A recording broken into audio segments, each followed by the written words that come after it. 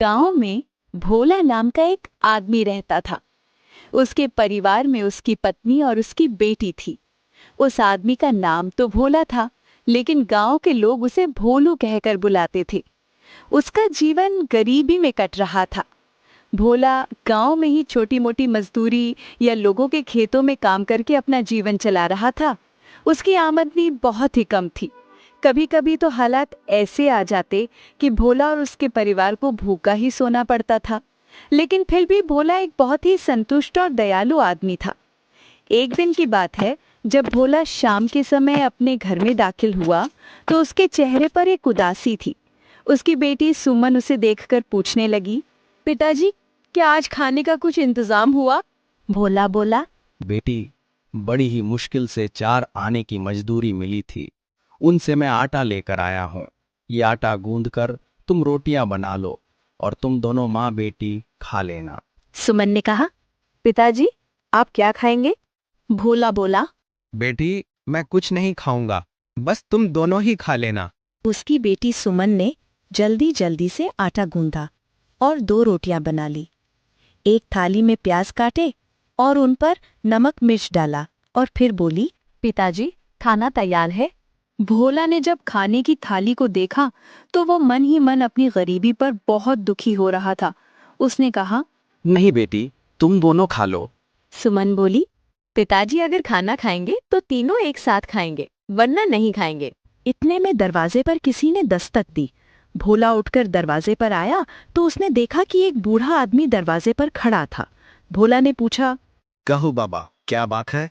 बूढ़ा आदमी बोला, बेटा, 2 दिन से भूखा हूँ। तुम्हारे पास जो 2 रोटियां हैं वो मुझे दे दो। बूढ़े की बात सुनकर भोला हैरान हो गया और बोला, बाबा, तुम्हें कैसे मालूम कि मेरे पास 2 रोटियां हैं? बूढ़े आदमी ने कहा, बेटा, बस यूं समझ लो कि ईश्वर की मर्जी से मुझे ये सब मालूम हो गया है। ठीक है बाबा, आप यहीं पर रुकिए, मैं रोटियां लेकर आता हूँ। भोला जाने के लिए मुड़ा तो उस बूढ़े आदमी ने कहा, ठहरो बेटा, मैं जानता हूं कि तुम और तुम्हारा परिवार सुबह से भूखा है, इसलिए मैं तुम्हारी रोटियां मुफ्त में नहीं लूंगा। मेरे पास मुट्ठी भर चावल है, ये तुम उन 2 रोटियों के बदले में मुझसे ले लो। ये कहकर उस बूढ़े आदमी ने भोला को एक मुट्ठी चावल दे दिए। भोला बूढ़े की इस हरकत पर बहुत ही हैरान था। वो बोला, नहीं बाबा, इन चावलों की क्या आवश्यकता है? आप अपने चावल अपने पास ही रखिए, मैं आपको रोटियां ऐसे ही दे दूंगा। बूढ़ा आदमी बोला, नहीं बेटा, मैं ये चावल तुम्हें देकर ही रोटियां लूंगा। और फिर भोला अंदर चला गया और रोटियां उठाकर ले आया। उसने चावल लेकर वो रोटियां बूढ़े आदमी को दे दी। बूढ़े आदमी ने कहा, आज तुमने बहुत ही फायदे का सौदा किया है। ये कहकर वो बूढ़ा आदमी वहां से चला गया। जब भोला अंदर आया तो उसकी पत्नी और बेटी भूखी थी। भोला ने कुछ हिचकिचाते हुए कहा, मैंने वो दोनों रोटियां उस भूखे आदमी को दे दी। भोला को अंदेशा था कि उसकी पत्नी और बेटी इस बात पर नाराज हो जाएंगी, परंतु उसकी बेटी ने मुस्कुराते हुए कहा, पिताजी, आपने अच्छा ही किया, ये तो एक बहुत ही नेक काम है। तभी उसकी पत्नी ने पूछा, अरे, ये तुम्हारे हाथ में क्या है? भोला बोला, थोड़े से चावल हैं। वो बूढ़ा आदमी उन रोटियों के बदले में मुझे ये चावल दे गया। वो कह रहा था कि आज तुमने बहुत ही फायदे का सौदा किया है। भोला की बेटी बोली, लेकिन इन चावलों को अगर मैं पकाऊंगी तो ये एक निवाले से ज्यादा नहीं बनेंगे। भला इनसे हमारा क्या होगा? भोला बोला, तुम ठीक कहती हो बेटी। ना जाने उस बूढ़े आदमी ने क्या सोचकर ये चावल मुझे थमा दिए। फिलहाल तुम ऐसा करो कि ये चावल तो हमारे किसी काम के हैं नहीं, कोई चिड़िया इन्हें खा लेगी। तुम ये मुट्ठी भर चावल हंडिया में रख दो। सुबह जब कोई चिड़िया दाना चुगने के लिए आए तो उसकी आगे डाल देना। भोला के बेटी सुमन ने अपने पिता की बात को मान लिया और उन मुट्ठी भर चावलों को एक हंडिया में रख दिया। फिर वे तीनों भूखे पेट ही सो गए। खाली पेट उन्हें नींद तो नहीं आ रही थी, वे लोग करवटें ही बदल रहे थे। अभी उन्हें लेटे हुए कुछ ही देर हुई थी कि भोला की बेटी सुमन के नाक में ताजा पके हुए चावलों की खुशबू आने लगी। उसने कई बार जोर से सांस ली और फिर चौंक कर उठ गई। वो सोचने लगी, कहीं ये मेरा वहम तो नहीं है। तभी भोला ने पूछा, बेटी क्या हुआ, तुम उठ क्यों गई? सुमन बोली, क्या आपको भी चावल पकने की खुशबू आ रही है? भोला ने कहा। हाँ बेटी, खुशबू तो आ रही है। सुमन बोली, भला इतनी रात को कोई चावल क्यों पकाएगा? पिताजी, कहीं ये खुशबू उन चावलों में से तो नहीं आ रही जो उस बूढ़े बाबा ने हमें दिए थे? भोला कहने लगा, अरे बिटिया, कहीं तुम्हारा दिमाग तो खराब नहीं हो गया? भला कच्चे चावलों में से खुशबू कैसे आ सकती है? सुमन बोली, लेकिन ये खुशबू तो पुलाव की है। कुछ भी हो पिताजी, देख लेने में क्या हर्ज है। ये कहकर सुमन उठी। उसने दिया जलाया और हंडिया के पास गई जिसमें चावल रखे हुए थे। उसके नाक में अभी भी खुशबू आ रही थी। जब उसने हंडिया का ढक्कन उठाया तो उसके मुंह से चीख निकल गई। भोला और उसकी पत्नी दोनों घबराकर उसकी तरफ दौड़े। उन्होंने देखा कि हंडिया पुलाव से भरी हुई थी। काफी देर तक उन तीनों के मुंह से कोई बात नहीं निकली। वे तो बस आंखें फाड़े हुए पुलाव को ही देखते रहे। सुमन ने कहा, पिताजी, अब आपको समझ में आया कि उस बूढ़े आदमी ने हमसे ये क्यों कहा था कि ये एक फायदे का सौदा है? भोला ने कहा, हाँ बेटी, अब पता चल गया कि वो बूढ़ा आदमी अवश्य कोई पहुंचा हुआ फकीर था और हमारी सहायता करने के लिए आया था। इसके बाद उन तीनों ने मजे से पुलाव खाया और फिर आराम से सो गए। सुबह जब वे तीनों उठे तो उनके पेट अभी भी भरे हुए थे। भोला बोला, बेटी, कहीं रात को हम तीनों ने कोई सपना तो नहीं देखा था जिसमें हम तीनों ने पुलाव खाया था? बेटी बोली, लेकिन पुलाव तो हम तीनों ने खाया था। भला हम तीनों एक जैसा सपना कैसे देख सकते हैं पिताजी? इसके बाद सुमन ने जैसे ही हंडिया को धोने के लिए उठाया तो वो देखकर हैरान रह गई कि हंडिया में कच्चे चावल जो के त्यों मौजूद थे। वे तीनों हैरानी से एक दूसरे की तरफ देखने लगे। सुमन ने कहा, ठहरो पिताजी, मैं अभी इन चावलों की आपको एक दूसरी करामात दिखाती हूँ। उसने हंडिया को ढाका और बोली, आज हमारा खीर खाने का मन हो रहा है। उसके कहने की देर थी कि कुछ ही पलों के बाद खीर की खुशबू आने लगी। जब हंडिया के मुंह से ढक्कन को उठा के देखा तो वो खीर से भरी हुई थी। सबने खीर का नाश्ता किया और फिर भोला काम की तलाश में घर से निकल गया। उस दिन के बाद से भोला और उसके परिवार को खाने पीने की कोई कमी न रही। वे जैसे चाहते वैसे चावलों के पकवान बना के खा लेते। एक दिन की बात है, भोला के दरवाजे पर दस्तक हुई। उसने दरवाजा खोला तो सामने 4 आदमी खड़े थे। वे चारों कहने लगे, हम मुसाफिर हैं, काफी लंबा सफर तय करके आए हैं और अब थक चुके हैं। हम यहाँ पर एक रात गुजारना चाहते हैं। भोला, जो दिल का साफ और बहुत ही दयालु इंसान था, कहने लगा, चिंता की कोई बात नहीं है, आप लोग यहाँ पर रात बिता सकते हैं। इसके बाद भोला ने मेहमानों को एक तरफ बिठाया और अपनी बेटी के कान में कहने लगा, अब हम क्या करें? उस फकीर के चावल तो इतने से ही बनते हैं कि हम तीनों का गुजारा हो सके, लेकिन आज तो हमारे पास 4 मेहमान और आ गए हैं। हमारे पास इतने पैसे भी नहीं कि हम बाजार से खरीद कर इन्हें कुछ खिला सकें। उसकी बेटी सुमन ने कहा, पिताजी, मेरे ख्याल से हम उन चावलों को सिर्फ हंडिया में ही रखते हैं और हमें वो हंडिया भरी हुई मिलती है। क्यों ना आज इन चावलों को एक बड़े से पतीले में डालकर देखें? इसके बाद सुमन ने उन चावलों को एक बड़े से पतीले में डाला और उन्हें चूल्हे पर रखा और बोली, आज हमें पुलाव खाना है। कुछ ही पलों के बाद वो पतीला पुलाव से भर गया। पुलाव की खुशबू मेहमानों तक भी पहुंच गई। अब तो उनकी भूख और भी ज्यादा बढ़ गई थी। भोला ने फटाफट मेहमानों के लिए भोजन परोस दिया। पुलाव इतना अच्छा बना था कि मेहमान उंगलियां चाटते रह गए। सुबह जल्दी उठकर वे सभी भोला को धन्यवाद करते हुए अपने आगे के सफर पर रवाना हो गए। वो चारों मुसाफिर असल में राजा के सैनिक थे जो अपने गांव से वापस लौट रहे थे। जब वे लोग वापस महल में पहुंचे तो उन्होंने इस खाने के बारे में बाकी सभी लोगों को बताया। उड़ते उड़ते ये खबर सैनिकों से होती हुई सेनापति के कानों तक जा पहुंची। सेनापति के मन में भी ये जानने की उत्सुकता हुई कि आखिर उसके गांव में ऐसा कौन सा गरीब आदमी आ गया जिसके पुलाव के चर्चे यहाँ तक पहुंच गए। और सेनापति ने भोला के यहाँ पर जाने का फैसला किया। अगले दिन सेनापति ने एक साधारण आदमी का वेश बनाया और घूमते घूमते भोला के घर जा पहुंचा। उसने दरवाजा खटखटाया। भोला ने दरवाजा खोला तो सेनापति ने भी वही कहा, मैं एक मुसाफिर हूँ और मुझे रात बिताने के लिए आसरा चाहिए। अपनी आदत के मुताबिक भोला ने उसे घर के अंदर बुला लिया और वो दोनों बैठ गए और आपस में बातें करने लगे। काफी देर तक इधर उधर की बातें करने के बाद जब खाने का समय हुआ तो भोला ने पूछा, आप क्या खाना पसंद करेंगे, पुलाव या खीर? सेनापति ने कहा, अगर खीर मिल जाए तो बहुत ही बढ़िया होगा। काफी समय हो गया है मैंने खीर नहीं खाई। भोला ने कहा, आप चिंता मत कीजिए, हमारे घर में बहुत ही अच्छी खीर बनती है, आपको अवश्य ही पसंद आएगी। इतना कहकर भोला घर के अंदर चला गया और अपनी बेटी से बोला, आज जो मेहमान हमारे घर में रुका है उसका खीर खाने का मन है। भोला की बेटी ने एक बड़े से पतीले में फकीर के दिए हुए चावल रखे और उन्हें चूल्हे पर रख दिया। थोड़ी ही देर में खीर पककर तैयार हो गई। खीर की खुशबू इतनी अच्छी थी कि सेनापति से रहा नहीं जा रहा था। जब खीर सेनापति के सामने परोसी गई तो उसने डट कर खाई। खाना खाकर सभी लोग सो गए। सुबह वापस जाने से पहले सेनापति ने नाश्ता करने की फरमाइश की।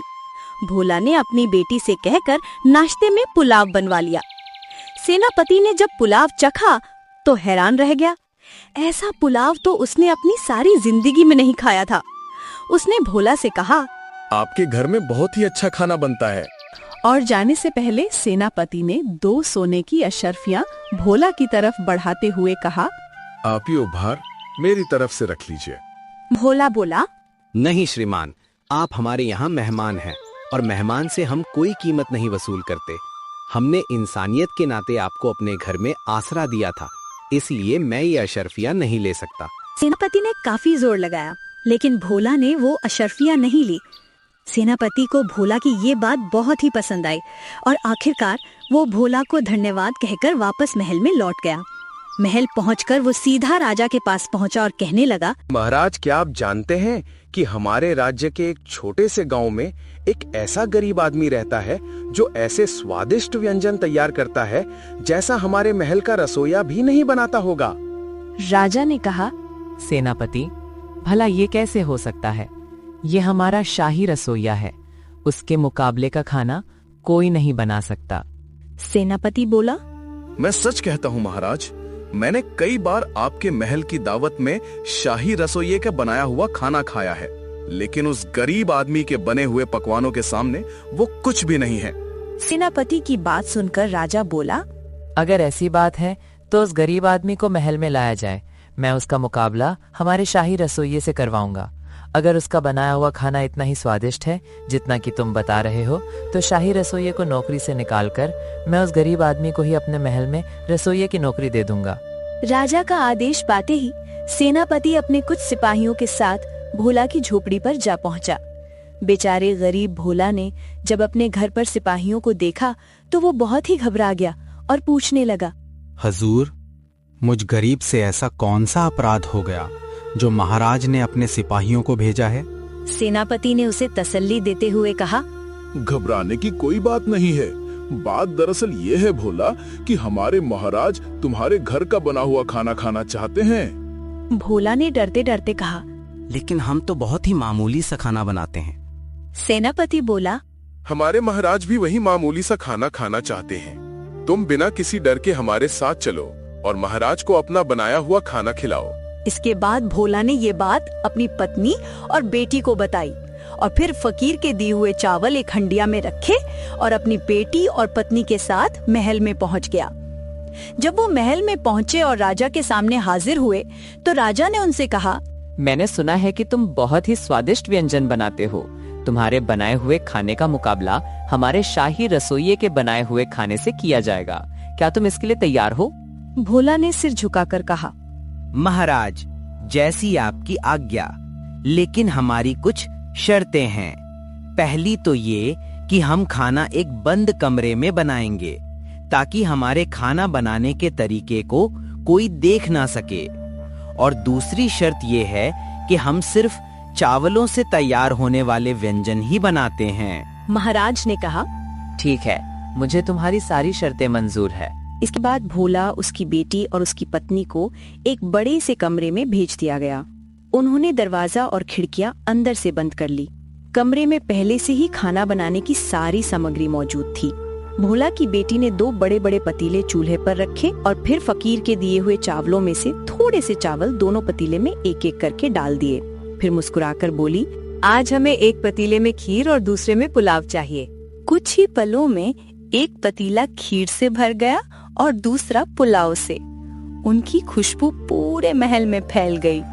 दूसरी तरफ शाही रसोइया अभी भी अपने खाने की तैयारी में ही लगा हुआ था।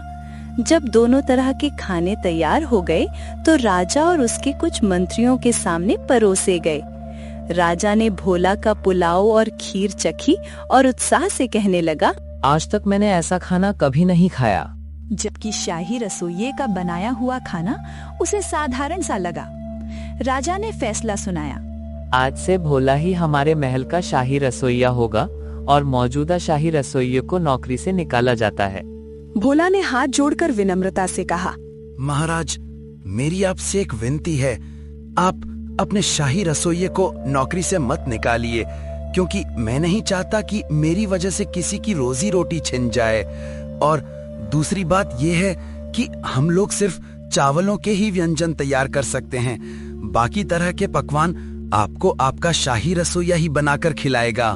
राजा को यह बात बिल्कुल ठीक लगी। उसने दोनों को अपने महल में शाही रसोइये के तौर पर रख लिया। अब भोला अपने परिवार के साथ महल में ही रहने लगा। राजा ने उसके रहने के लिए एक बहुत ही आलीशान कमरे का इंतजाम करवा दिया। बहुत समय पहले की बात है। एक छोटे से गांव में रामू नाम का एक साधारण सा आदमी रहता था। रामू के परिवार में उसकी बेटी राधिका और उसका बेटा रतन लाल था। रामू एक सीधा साधा मेहनती और ईमानदार आदमी था। वो गांव में मजदूरी करके अपना गुजारा कर रहा था। कुछ दिन बाद उसकी बेटी राधिका की शादी अब तय हो चुकी थी। जब यह बात गांव के जमींदार को पता चली तो जमींदार सोचने लगा, अच्छा, तो रामू की बेटी की शादी तय हो गई है। रामू ही अपने आप को रईस समझता है। सारे गांव ने मुझसे कर्ज ले रखा है, लेकिन रामू ही अकेला ऐसा आदमी है जिसने मुझसे कर्ज नहीं लिया। आज तक वह मेरे सामने कभी कर्ज मांगने के लिए नहीं आया। उसे इस बात का बहुत घमंड है। मैं भी देखता हूँ ये शादी कैसे होती है। अभी मेघा और बिल्ला को बुलाता हूँ। जमींदार मेघा और बिल्ला को बुलाया। मेरी बात ध्यान से सुनो। पता लगाओ कि रामू ने अपनी बेटी की शादी के लिए जो जेवर बनवाए हैं कहाँ पर रखे हैं, और तुम दोनों जाकर उनको हर हालत में चुरा लो। कुछ भी करके मुझे वह जेवर चाहिए, नहीं तो तुम दोनों की खैर नहीं। तुम दोनों बिना काम किए वापस मत लौटना। मैं रामू को अपने पैरों पर गिड़गिड़ाते हुए देखना चाहता हूँ। वे दोनों कहने लगे, आप बिल्कुल भी चिंता मत कीजिए जमींदार जी, आज रात को ही आपका काम हो जाएगा। और फिर मेघा और बिल्ला दोनों रात को रामू के घर में चोरी करने के लिए घुस गए और मौका मिलते ही उसके सारे जेवर और धन चुरा लिया और वापस जमींदार के पास पहुंचे और कहने लगे, जमींदार जी, यह लीजिए, हमने आपका काम कर दिया। यही है सारा धन और सारे जेवर। अब देखता हूँ कि रामू अपनी बेटी की शादी कैसे करता है और मेरे पास कैसे नहीं आता है। अपने आप को बड़ा रईस समझता है। अब तो उसे मेरे पास आना ही पड़ेगा। अगली सुबह जब रामू को पता चला कि उसके घर में चोरी हो चुकी है तो वह बहुत चिंता में डूब गया। भगवान की मूर्ति के सामने कहने लगा, हे मुरारी, मैंने तेरी इतनी भक्ति की और यह मेरे साथ क्या हो गया। 2 ही दिन के बाद मेरी बेटी की शादी है। अब मैं लड़के वालों को क्या मुंह दिखाऊंगा। और यह कहते हुए रामू की आंखों से आंसू आ गए। रामू का बेटा रतन कहने लगा, पिताजी, अब जो होना था वह तो हो गया। अब आगे क्या करना है ये हमें सोचना चाहिए। शादी को तो हम तोड़ नहीं सकते। सारी तैयारियां हो चुकी हैं। अगर यह शादी टूट गई तो हमारी बहुत ही बदनामी हो जाएगी। मुझे तो लगता है कि आपको जमींदार से कुछ रकम उधार में ले लेनी चाहिए ताकि हम राधिका की शादी आराम से कर सकें। बाद में हम कुछ ना कुछ करके सारा कर्जा चुका ही देंगे। अभी हम लोगों को सिर्फ शादी के बारे में ही सोचना चाहिए। हाँ बेटा, तुम बिल्कुल ठीक कहते हो। मैं अभी जमींदार साहब के पास जाकर कुछ पैसे कर्ज लेकर आता हूँ। यह कहकर रामू जमींदार के पास जाने के लिए घर से निकल गया। जमींदार रामू को अपने घर पर आता हुआ देखकर कहने लगा, आओ रामू, आओ। कैसे आना हुआ? सुना है तुम्हारी बेटी की शादी तय हो गई है। मालिक, हुई तो है, लेकिन एक अनर्थ हो गया। कल रात को मेरे घर पर चोरी हो गई और जितने भी जेवर और पैसे थे वह सब चोर उठाकर ले गए। अब मुझे कुछ भी समझ में नहीं आ रहा है कि मैं क्या करूं। जमींदार को तो पहले से ही सब कुछ पता था, फिर भी वह नाटक करते हुए कहने लगा, अरे यार रामू, ये तो बहुत बुरा हुआ। खैर तुम चिंता मत करो, ये बताओ कि यहाँ पर कैसे आना हुआ। मालिक, मैं आपसे उसी बारे में बात करने के लिए आया हूं।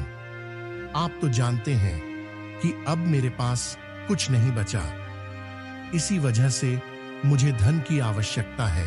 यह सुनकर जमींदार मन ही मन बहुत ही खुश हुआ।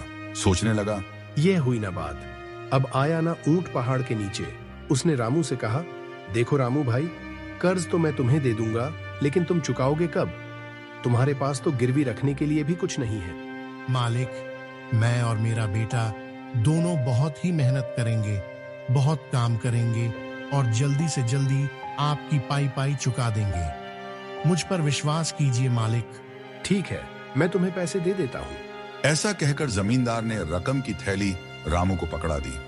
रामू वो पैसे लेकर वहां से चला गया और फिर उसने अपनी बेटी की शादी बड़ी धूमधाम से की। कुछ दिनों के बाद उसका बेटा रतन रामू से कहने लगा, पिताजी, शादी तो बहुत ही अच्छे से निपट गई। अब हमें जमींदार का कर्जा भी चुकाना होगा, इसलिए मुझे कहीं काम की तलाश में निकलना होगा।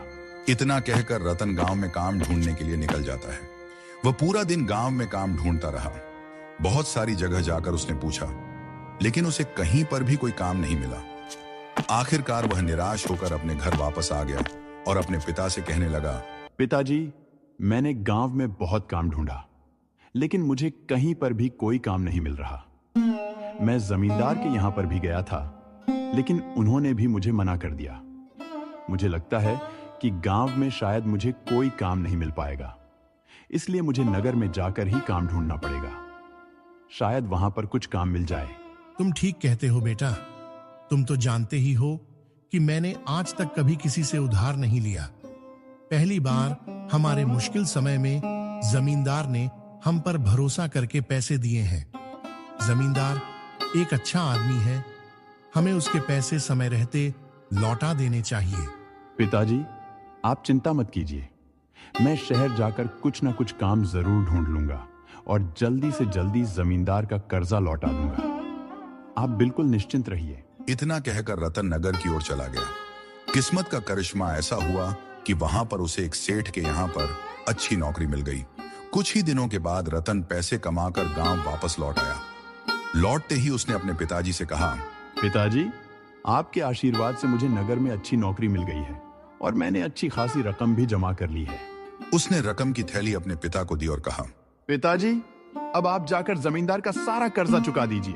बेटा, ये तुमने बहुत ही अच्छा काम किया। मैं दिन रात यही सोचता रहता था कि जमींदार का पैसा समय पर लौटा पाऊंगा या नहीं। आज तुमने यह खुशखबरी देकर मुझे चिंता मुक्त कर दिया है। मैं अभी जाकर जमींदार का पैसा वापस लौट आता हूं। अच्छा पिताजी, आप जाइए और पैसे लौटा आइए, लेकिन मुझे तो अभी शहर वापस जाना होगा, क्योंकि मुझे अभी वहां पर काफी काम है। मैं वापस निकलता हूं। यह कहकर रतन वापस नगर की तरफ लौट गया। इसके बाद रामू पैसे लेकर जमींदार के घर की तरफ चल दिया। जमींदार के घर पहुंचकर वह जमींदार से कहने लगा, जमींदार जी राम राम। जमींदार ने रामू को देखा तो कहा, आओ रामू, कैसे आना हुआ? क्या तुम्हें और पैसों की जरूरत पड़ गई? नहीं मालिक, मैं तो पुराना लिया हुआ कर्ज वापस लौटाने के लिए आया हूं। आपने आवश्यकता के समय मेरी सहायता की, उसके लिए मैं आपका आभारी हूं। अरे वाह, बड़ी जल्दी पैसों का इंतजाम कर लिया तुमने। जबकि जमींदार मन ही मन सोच रहा था, अगर इसने इतनी जल्दी कर्जा चुका दिया तो मुझे ब्याज बहुत ही कम मिलेगा। इस तरह से मेरा तो कर्जा देने का कोई फायदा ही नहीं हुआ। इस अनपढ़ गवार रामू से और पैसे निकलवाने होंगे। वह ऐसा सोच ही रहा था कि तभी रामू बोला, जमींदार साहब, मेरे बेटे ने शहर जाकर बहुत मेहनत की, इसलिए आज मैं पैसे चुका पा रहा हूँ। भगवान की कृपा से रतन को शहर में नौकरी मिल गई है। अच्छा, तो रतन शहर जाकर पैसे कमाने लगा है। इसके बाद जमींदार ने एक कागज निकाला और रामू को देते हुए कहने लगा, देखो रामू, मैंने इस पर्ची के ऊपर अपने हस्ताक्षर कर दिए हैं और यह लिख दिया है कि तुम्हारा कर्ज खत्म हो चुका है। रामू हाथ जोड़कर जमींदार से कहने लगा, मालिक, मुझे तो पढ़ना लिखना आता नहीं है। आपने बोल दिया, बस इतना ही काफी है। मुझे आप पर पूरा भरोसा है। तभी रामू के अनपढ़ होने का फायदा उठाते हुए चालाकी से जमींदार ने उसको पानी लेने के लिए भेज दिया। और जैसे ही रामू पानी लेने के लिए अंदर गया, जमींदार ने वह कागज छुपा कर रख दिया और रामू को दोबारा कर्जा दिया है, ऐसा लिखकर उसने रामू को दूसरा कागज थमा दिया। रामू वो कागज लेकर वहां से चला गया। वहां से जाते ही रामू सोच रहा था, अच्छा हुआ कि मेरा कर्जा निपट गया। ऊपर वाले की कृपा से मेरी बेटी की शादी भी अच्छे से हो गई और बेटा भी कमाने लगा। अब मुझे और क्या चाहिए। इस तरह से रामू अब निश्चिंत हो गया। ऐसे ही कुछ दिन बीते, सब कुछ ठीक चल रहा था। तभी अचानक एक दिन जमींदार के कुछ लोग रामू के घर पर आ गए। कहने लगे, रामू, ओ रामू, जल्दी से बाहर आ। बोलो भाई, क्या बात है? क्यों चिल्ला रहे हो? रामू, तुमने जो जमींदार जी से कर्जा लिया था वह तुमने अभी तक नहीं लौटाया। हम वही कर्जा वसूल करने के लिए आए हैं। ये सुनकर रामू हैरान रह गया और बोला, अरे भाई, ये तुम क्या कहते हो? मैंने तो जमींदार जी का सारा पैसा सूद समेत वापस लौटा दिया है। तुम्हें कुछ गलत फहमी हो गई होगी। हमें कोई गलत फहमी नहीं हुई और ज्यादा भोले मत बनो। चुपचाप हमारे मालिक का पैसा लौटा दो। ये नौटंकी किसी और के सामने करना, वरना हमें पैसे निकलवाने के और भी तरीके आते हैं। और तुम तो अपने आप को भगवान कृष्ण का भक्त कहते हो ना, और अभी तुम झूठ बोल रहे हो। तुम्हें शर्म नहीं आ रही होगी। अरे भाई, यह क्या अनाप शनाप बोले जा रहे हो? मेरे भगवान ने मुझे ऐसा छल कपट करना नहीं सिखाया। मैंने कहा ना कि मैंने सारा कर्जा लौटा दिया है।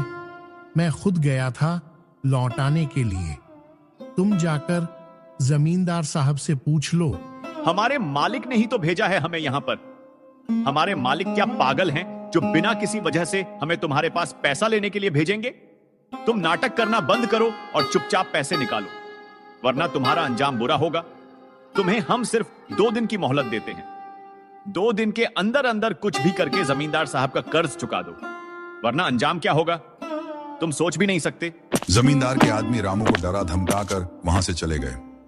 रामू बहुत ही परेशान हो गया। उसे कुछ भी समझ में नहीं आ रहा था। वह दौड़ा दौड़ा जमींदार के घर पहुंच गया और कहने लगा, जमींदार जी, यह सब क्या हो रहा है? आपके लोग मेरे घर पर पैसा मांगने के लिए क्यों आए थे? मैंने तो अपने हाथों से आपको सारा पैसा लौटा दिया था ना। यह सुनकर जमींदार कहने लगा, रामू, ये तुम क्या कह रहे हो? पिछली बार तुम मेरे पास पैसे लौटाने नहीं, बल्कि मैंने तुम्हें और भी पैसा दिया था। अब बहुत दिन हो चुके हैं, मेरा सारा पैसा वापस लौटा दो। इसीलिए मैंने अपने आदमी तुम्हारे घर पर भेजे थे। लेकिन तुम तो सीधा मुकर ही गए हो। तुम तो बहुत ईमानदारी की बातें करते थे ना। कहां गई तुम्हारी ईमानदारी? मैंने तुम्हें बिना कुछ भी गिरवी रखे पैसे दिए थे। यह मेरी ही गलती थी जो मैंने तुम्हें पैसा दिया। रामू को यह सुनकर गुस्सा आ गया और वह कहने लगा, जमींदार, तुम इतने झूठे और मक्कार इंसान निकलोगे, यह तो मैंने कभी सोचा भी नहीं था। मैं तो तुम्हें एक बहुत ही अच्छा इंसान समझता था। अब मुझे समझ में आया कि बिना कुछ गिरवी रखे हुए तुमने मुझे पैसा क्यों दिया था। तुमने मेरी मजबूरी का फायदा उठाया है। भगवान तुम्हें कभी माफ नहीं करेगा। याद रखना, उसके घर में देर है, अंधेर नहीं। वह इंसाफ जरूर करेगा। तुम्हारे कर्मों का फल तुम्हें जरूर मिलेगा। यह सुनकर जमींदार कड़क आवाज में बोला, यह सब भाषण किसी और के सामने देना। मुझे तो मेरा पैसा चाहिए। मैं तुम्हें सिर्फ 2 दिन की मोहलत देता हूं। अगर तुमने इन 2 दिनों में मेरा पैसा मुझे नहीं लौटाया तो उसका अंजाम बहुत ही बुरा होगा। तुम जानते नहीं कि मेरे आदमी मेरे एक इशारे पर तुम बाप बेटे का क्या हाल कर देंगे। अब यहां से निकलो, मुझे और भी काम है। निराश होकर रामू वहां से वापस आ गया। वो काफी परेशान था। रामू न्याय पाने के लिए गांव के कोतवाल के पास जाने का फैसला कर लेता है। रामू अगले दिन कोतवाल के घर पर पहुंचा और उन्हें जमींदार की सारी सच्चाई बताई।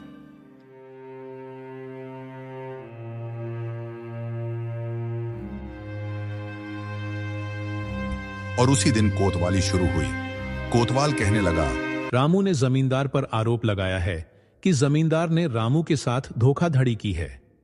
रामू का कहना है कि उसने जमींदार से अपनी बेटी की शादी के लिए कुछ रकम उधार ली थी और सूद समेत उसे वापस भी लौटा दी थी।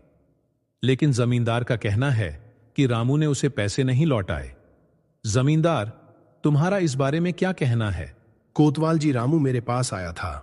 उसने कहा था कि उसकी बेटी की शादी के गहने और पैसे चोरी हो गए हैं। रामू ने मुझसे पैसे मांगे और मैंने उसकी हालत पर तरस खाकर उसे बिना कुछ भी गिरवी रखे पैसे दे दिए। मुझे नहीं मालूम था कि रामू ऐसा आदमी निकलेगा। मैंने आवश्यकता के समय उसकी सहायता की और रामू ने मेरे साथ ही धोखा कर दिया। रामू ने मुझे कोई पैसे नहीं लौटाए और यह सारे गांव वालों से कहता फिरता है कि उसने मुझे पैसे लौटा दिए हैं। यह सुनकर रामू ने कहा, नहीं साहब, ये झूठ बोल रहा है। मेरे बेटे रतन ने बहुत ही मेहनत करके पैसे कमाए थे और जमींदार को मैंने पैसे लौटा भी दिए थे। मेरे बेटे को गांव में कोई काम नहीं मिला था, इस वजह से उसने शहर जाकर काम ढूंढा और जी तोड़ मेहनत की, पैसे कमाए और मैंने जमींदार का कर्जा वापस कर दिया। जमींदार झूठ बोल रहा है, मेरा विश्वास कीजिए कोतवाल साहब। मैंने खुद जाकर जमींदार को सुद समेत पैसे वापस लौटा दिए थे। रामू की बात सुनकर कोतवाल ने कहा, रामू, क्या तुम्हारे पास कोई सबूत है कि तुमने जमींदार के पैसे लौटा दिए हैं? जी, मेरे पास एक पर्ची है जो खुद जमींदार ने मुझे दी थी और उस पर लिखा था कि मैंने सारा कर्जा कर दिया है। जमींदार ने उस कागज पर हस्ताक्षर भी किए थे। यह कहते हुए रामू ने वह पर्ची कोतवाल को दे दी जो जमींदार ने उसे दी थी। कोतवाल जी वह पर्ची देखने लगा और रामू से कहने लगा, रामू, क्या तुम जानते भी हो कि इस पर्ची में क्या लिखा है? जैसा तुमने कहा है वैसा तो इस पर्ची पर कुछ भी नहीं लिखा। इस पर तो लिखा है कि तुमने जमींदार से और भी कर्जा लिया है। यह सुनकर रामू हैरान होते हुए कहने लगा, यह सरासर झूठ है। जमींदार ने मुझसे कहा था कि उसने इस पर मेरा कर्जा खत्म हो गया है, ऐसा लिखा है और अपने हस्ताक्षर भी किए हैं। अब मैं ठहरा अनपढ़ गंवार आदमी, मैंने जमींदार की बात पर भरोसा कर लिया और यह कागज अपने पास रख लिया। मुझे नहीं मालूम था कि जमींदार मेरे अनपढ़ होने का फायदा उठा रहा है। अब बारी जमींदार के बोलने की थी। वह बोला, अब आप ही फैसला कीजिए कोतवाल जी, सबूत आपके सामने है। रामू सरासर झूठ बोल रहा है। इसने मुझे कोई पैसे नहीं लौटाए, बल्कि इसने मुझसे और भी पैसे उधार लिए थे। अब आप ही इंसाफ कीजिए। कोतवाल ने कुछ सोचकर कहा, सारे सबूत तो यही कहते हैं कि जमींदार सच बोल रहा है। फिर भी रामू, मैं तुम्हें एक मौका देना चाहता हूं। कल कोतवाली में तुम्हें अपनी बेगुनाही का सबूत देना होगा और आज की सभा यहीं समाप्त होती है। रामू बहुत ही परेशान था। वह सीधा अपने घर गया और भगवान से प्रार्थना करने लगा, हे प्रभु, मेरी सहायता कीजिए। मैं बुरी तरह से फंस गया हूं। मैंने जमींदार को सारा कर्जा लौटा दिया था, फिर भी जमींदार मुकर गया है। अब आपके सिवाय मेरा और कोई सहारा नहीं है। आप तो अंतर्यामी हैं, आपको सब पता है। आपसे भला क्या छुपा है। मैंने जमींदार को पैसे लौटाए तो वहां पर कोई और मौजूद नहीं था, लेकिन आप तो मौजूद थे ना। भले ही किसी ने ना देखा हो, लेकिन आपने तो सब कुछ देखा है कि जमींदार का पैसा मैंने वापस लौटा दिया था। मेरी लाज रखो प्रभु, वरना मुझे सबके सामने अपराधी घोषित कर दिया जाएगा। आज आपको अपने भक्त की लाज रखनी ही पड़ेगी। उस जमींदार ने ऐसा षड्यंत्र रचा है कि उसके षड्यंत्र को पार करना अब मेरे बस की बात नहीं है। मेरे पास आपके अलावा अब कोई सबूत नहीं है। आप ही मेरे गवाह हैं और आप ही मेरे सबूत हो। अभी रामू यह सब सोच ही रहा था कि तभी उसके दरवाजे पर दस्तक हुई। रामू ने दरवाजा खोला तो उसके सामने एक नौजवान खड़ा था। कौन हो भाई तुम और तुम्हें किससे मिलना है?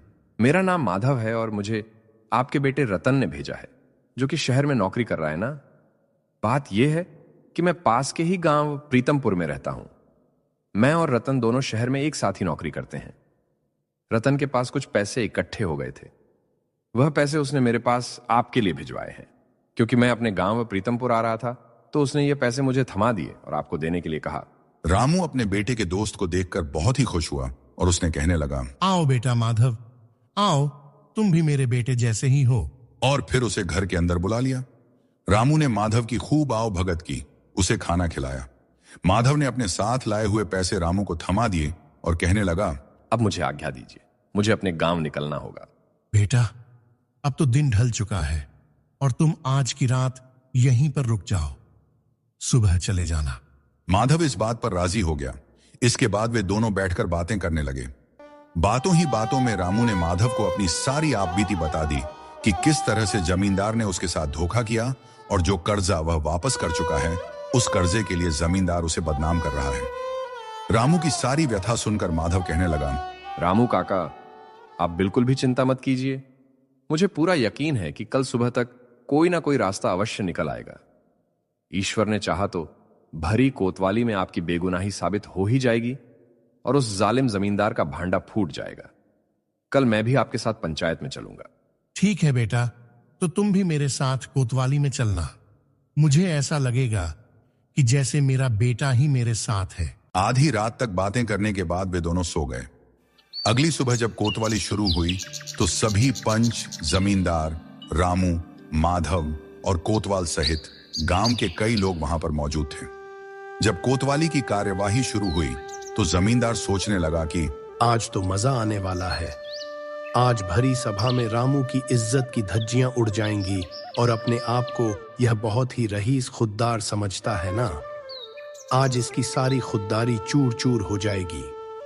आज के बाद यह किसी को मुंह दिखाने के लायक नहीं रहेगा।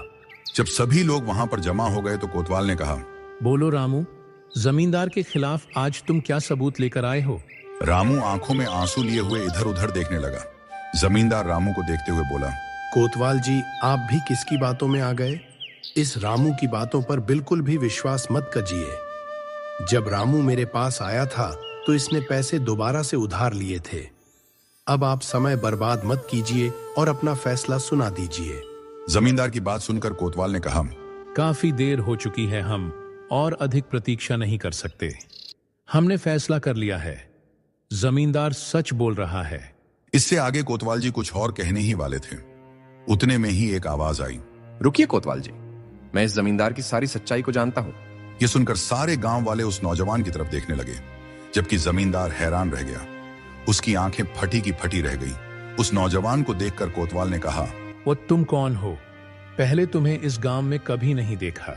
ये माधव है, मेरे बेटे रतन का मित्र।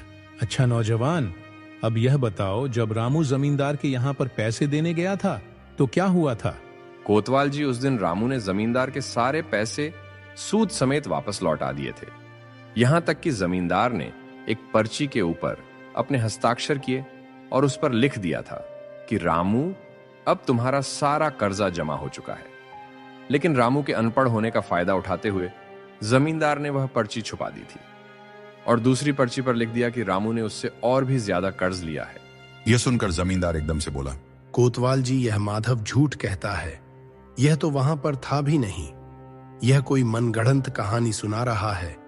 यह कोई बहरूपियां है जिसे रामू कहीं से झूठी गवाही देने के लिए लेकर आया है। अगर यह सच बोल रहा है तो उससे पूछिए कि इसके पास क्या सबूत है। इस बात पर कोतवाल ने कहा, हाँ भाई, माधव बोलो। हम सिर्फ तुम्हारी गवाही पर भरोसा नहीं कर सकते। तुम्हें अपनी सच्चाई का कोई सबूत तो देना ही पड़ेगा। क्या तुम्हारे पास कोई सबूत है जिससे तुम यह बात साबित कर सको? अगर आपको भरोसा नहीं है तो किसी को जमींदार के घर भेजिए। घर में ढूंढने पर आपको खाते की लाल रंग की पुस्तक पड़ी हुई मिलेगी। उसके अंदर एक फटा हुआ पर्चा मिलेगा जिस पर जमींदार ने खुद लिखा था कि रामू का सारा कर्जा चुकता हो चुका है और उस पर जमींदार ने खुद के हस्ताक्षर भी किए थे। यह सुनकर तो जमींदार के पैरों तले से जमीन ही खिसक गई। वह सोचने लगा, कौन है यह आदमी और इसको सारी बातों का कैसे पता चल गया? कोतवाल अपने आदमियों को जमींदार के घर भेजता है। सारे गांव वाले आश्चर्य और गुस्से से जमींदार की ओर देख रहे थे। थोड़ी ही देर के बाद कोतवाल द्वारा भेजे गए सैनिक जमींदार के घर पहुंच गए। उन्होंने पूरे घर तलाशना शुरू किया। थोड़ी ही देर में उन्हें अलमारी में लाल रंग की पुस्तक में पर्ची मिली। साथ ही उन्हें रामू के घर से छुड़ाए हुए जेवर भी मिले और वह सामान उसने कोतवाल जी को दे दिया। वह देखकर कोतवाल की आंखें भी फटी की फटी रह गईं। रामू ने देखा कि उसकी बेटी राधिका की शादी के जेवर भी जमींदार के घर ही मिले हैं। रामू का दिल सहम गया। कोतवाल भी सोच में पड़ गया और बोला, ये सब क्या है जमींदार? तुम इतनी नीच हरकत कैसे कर सकते हो? हम सभी ने यह कभी सोचा भी नहीं था कि तुम इतने धनवान होने के बावजूद भी इतनी गिरी हुई हरकत करोगे? तुमको शर्म नहीं आती?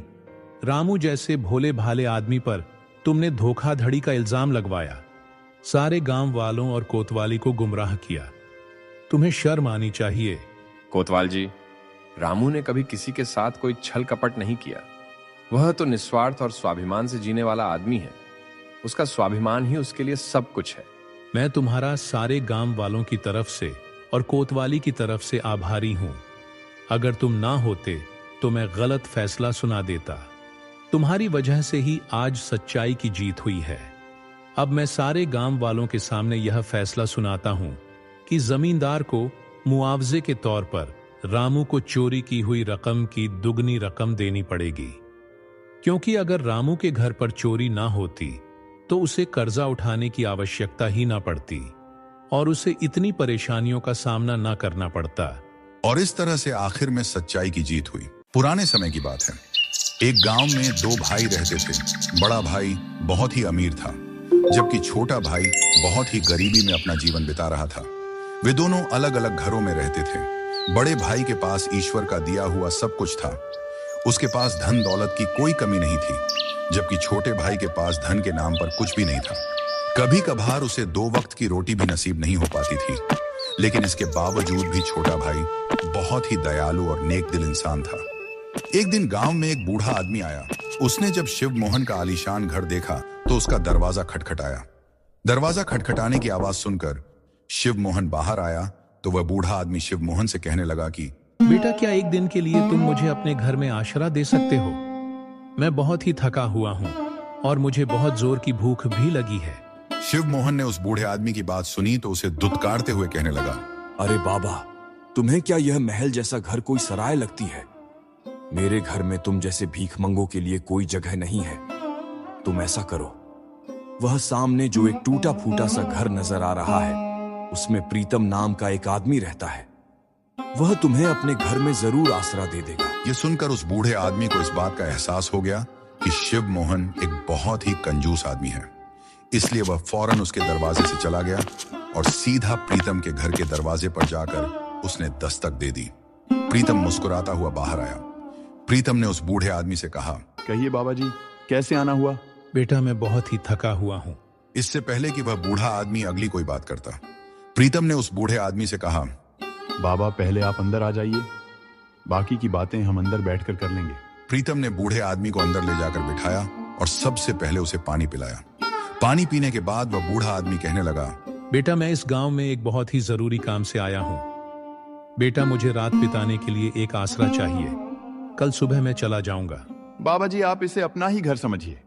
आप यहाँ पर जितनी देर रहना चाहे रह सकते हैं। यह सुनकर वह बूढ़ा आदमी बहुत ही खुश हुआ। रात होने पर प्रीतम ने उस बूढ़े आदमी के सामने भोजन परोसा। भोजन में सिर्फ नमक, रोटी और पानी ही था। यह देखकर वह बूढ़ा बाबा समझ गया कि प्रीतम के हालात बिल्कुल भी अच्छे नहीं हैं, लेकिन इसका दिल बहुत ही बड़ा है। बूढ़े बाबा ने वह नमक रोटी बहुत ही खुश होकर खाई। खाना खाने के बाद वे प्रीतम से कहने लगा कि बेटा, मैं जिस काम के लिए यहाँ पर आया हूँ, मैं चाहता हूँ कि मैं तुम्हें भी उसमें शामिल कर लूं, ताकि तुम्हारे हालात भी थोड़े बदल जाएं। बाबा, मैं आपकी बात को ठीक से समझा नहीं। आप मुझे किस काम में शामिल करना चाहते हैं? बेटा, आज से 50 साल पहले मैं इसी गांव में रहता था। उन दिनों मेरे पास धन दौलत की कोई कमी नहीं थी। मेरे पास बहुत सारे सोने के सिक्के और कीमती सामान था।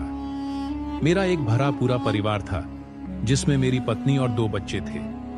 एक दिन जब मेरी पत्नी और बच्चे नाव में बैठकर दूसरे गांव जा रहे थे, तो नाव के पलट जाने से उनकी मौत हो गई। क्योंकि मैं उनके साथ नहीं था, इसलिए मैं बच गया।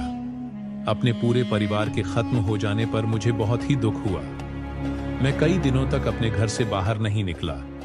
मैं बाहर की दुनिया से अपना नाता तोड़ चुका था और मैंने यह फैसला किया कि अब मुझे अपना बाकी का जीवन ईश्वर की भक्ति में लगाना चाहिए। यह फैसला करके मैंने तीर्थ यात्रा पर निकलने का विचार बनाया।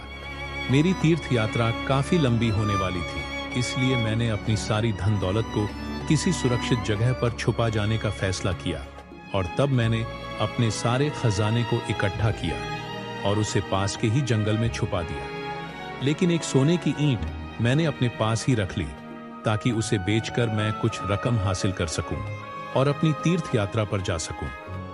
मैं अपनी यात्रा पर निकल पड़ा। एक दूसरे शहर में जाकर जब मुझे कुछ पैसों की जरूरत पड़ी तो मैंने वह सोने की ईंट उस शहर के एक सुनार को बेचने का फैसला किया।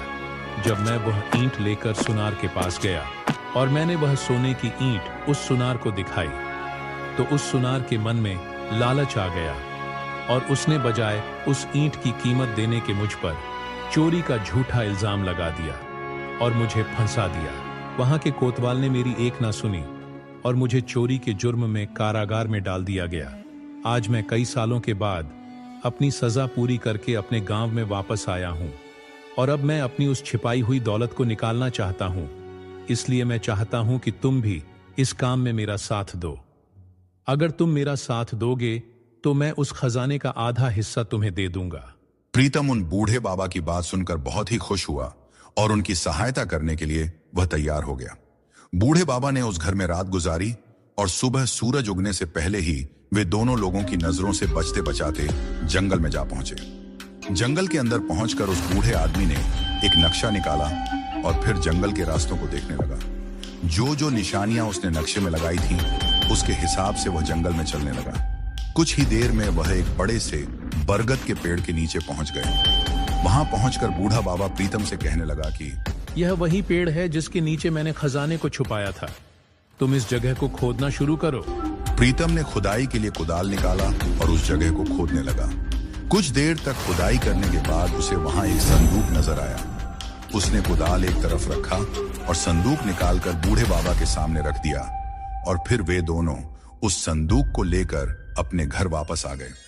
घर पहुंचकर जब उन्होंने वह संदूक खोला तो उसके अंदर सोने की ईंटें और सोने की मोहरें भरी हुई थीं, जिसे देखकर प्रीतम हैरान रह गया। बाबा ने उसमें से आधा सोना निकालकर प्रीतम को दे दिया और बाकी का आधा सोना संदूक में ही पड़ा रहने दिया। बूढ़े बाबा प्रीतम से कहने लगे कि बेटा, इस सोने को बड़ी सावधानी से इस्तेमाल करना।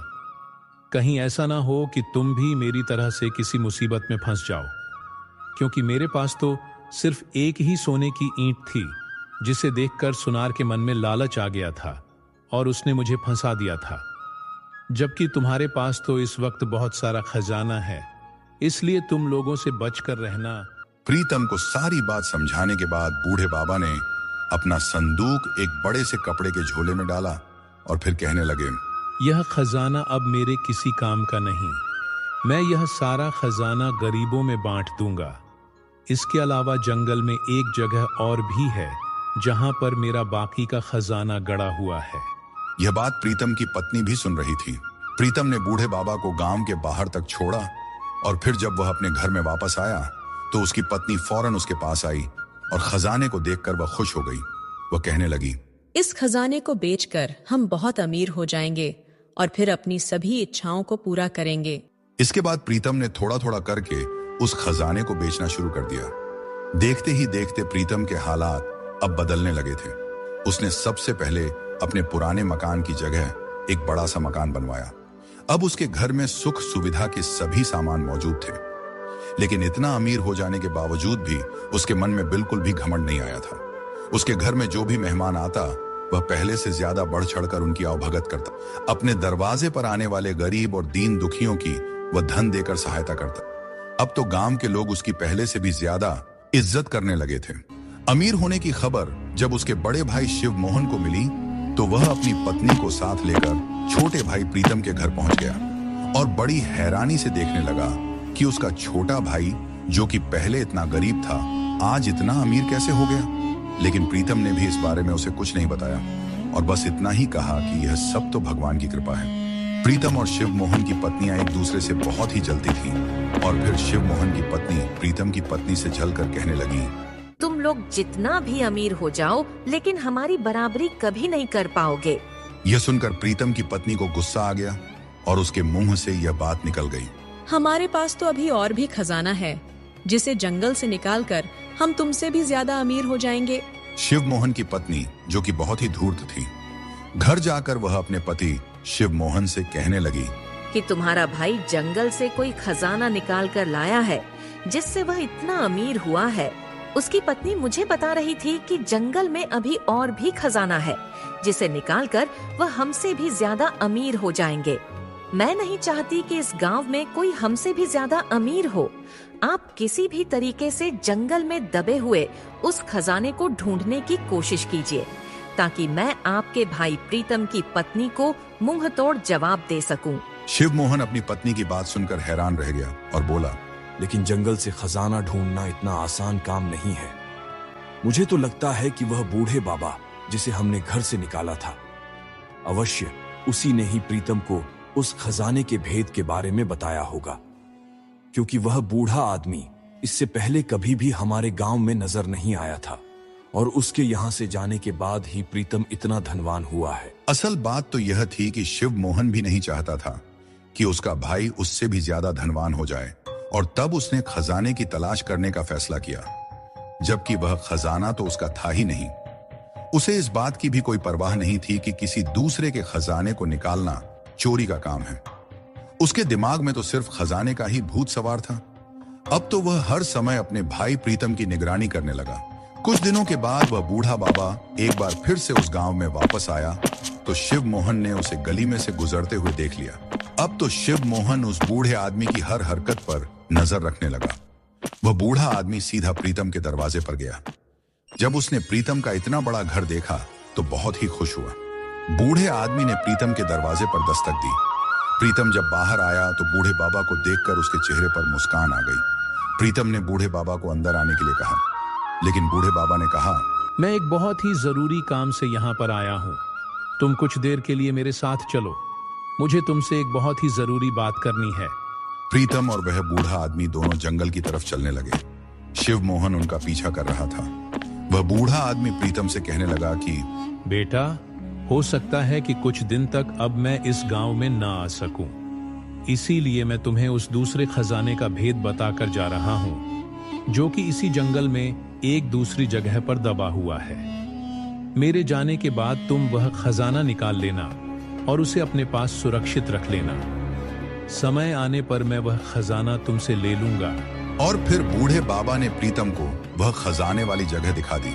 शिव मोहन, जो कि उनका पीछा कर रहा था, वह भी यह सब कुछ देख रहा था। उसने भी वह सारा रास्ता अपने दिमाग में याद कर लिया जहां पर खजाना दबा हुआ था, और फिर खुशी खुशी वह अपने घर वापस आ गया। घर पहुंचकर उसने अपनी पत्नी से कहा कि मुझे खजाने का सारा भेद मालूम हो गया है, अब बहुत ही जल्दी मैं खजाने को वहां से निकाल लूंगा।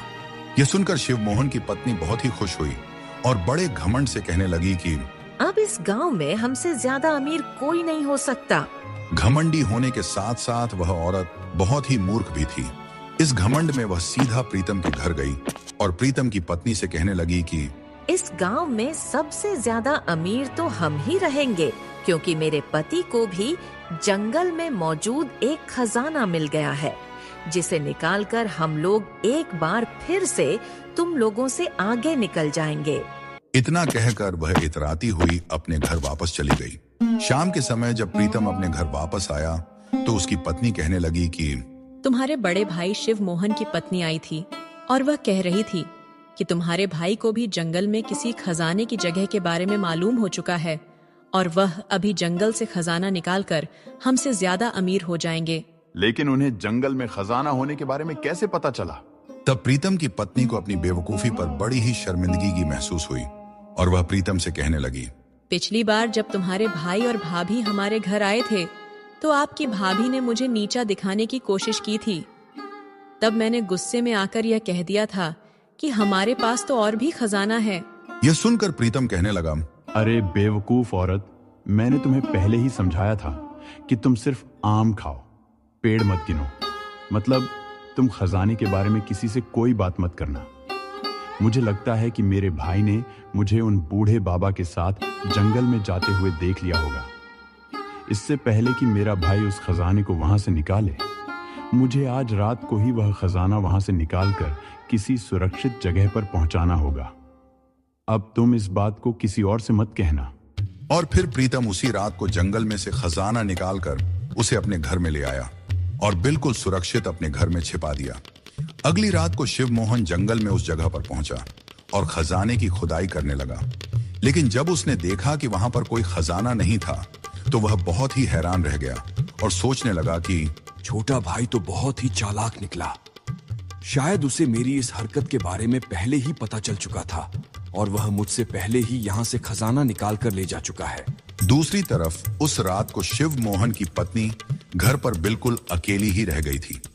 तो पीछे से मौका देखकर चोरों ने उसके घर पर धावा बोल दिया और उसके घर से सारा धन और कीमती सामान लेकर फरार हो गए।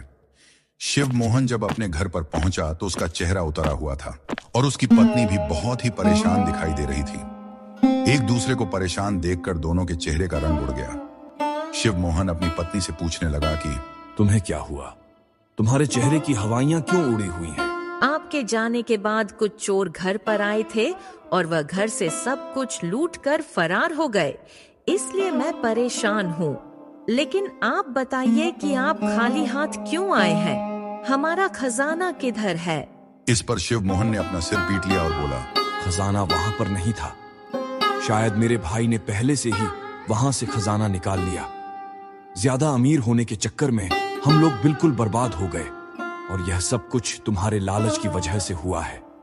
तुमने उस धन को हासिल करने की कोशिश की जो हमारा था ही नहीं, और देखो हम तो अपने धन से भी हाथ धो बैठे। न तुम प्रीतम और उसकी पत्नी से ईर्ष्या करती और न ही हमारी यह हालत होती। कुछ दिनों के बाद जब वह बूढ़ा बाबा प्रीतम के पास एक बार फिर से वापस आए तो प्रीतम ने उन्हें सारा माजरा बताया और बाकी का खजाना बूढ़े बाबा के सामने रख दिया। लेकिन बूढ़े बाबा ने वह सारा खजाना प्रीतम को ही दे दिया और कहने लगा, ये सारा खजाना तुम्हारी ईमानदारी का इनाम है। मैं भला इस उम्र में इतनी दौलत का क्या करूंगा? मेरा दिल चाहता है कि आप अब कहीं भी ना जाइए, बल्कि यहीं हमारे साथ रहिए। मुझे आप में अपने पिता की छवि दिखाई देती है। क्या आप मुझे अपना बेटा मानकर मेरे साथ नहीं रह सकते? बूढ़े बाबा को प्रीतम की यह बात बहुत ही अच्छी लगी और फिर वह प्रीतम के साथ ही उसी के घर में रहने लगे। प्रीतम ने बाकी का सारा खजाना गांव के गरीब लोगों में बांट दिया और फिर वह अपनी पत्नी और बूढ़े बाबा के साथ एक सुखमय जीवन बिताने लगा। अगर आपको वीडियो पसंद आई है तो वीडियो को लाइक करें, शेयर करें। अगर आप चैनल पर नए हैं तो चैनल को सब्सक्राइब जरूर करें। धन्यवाद।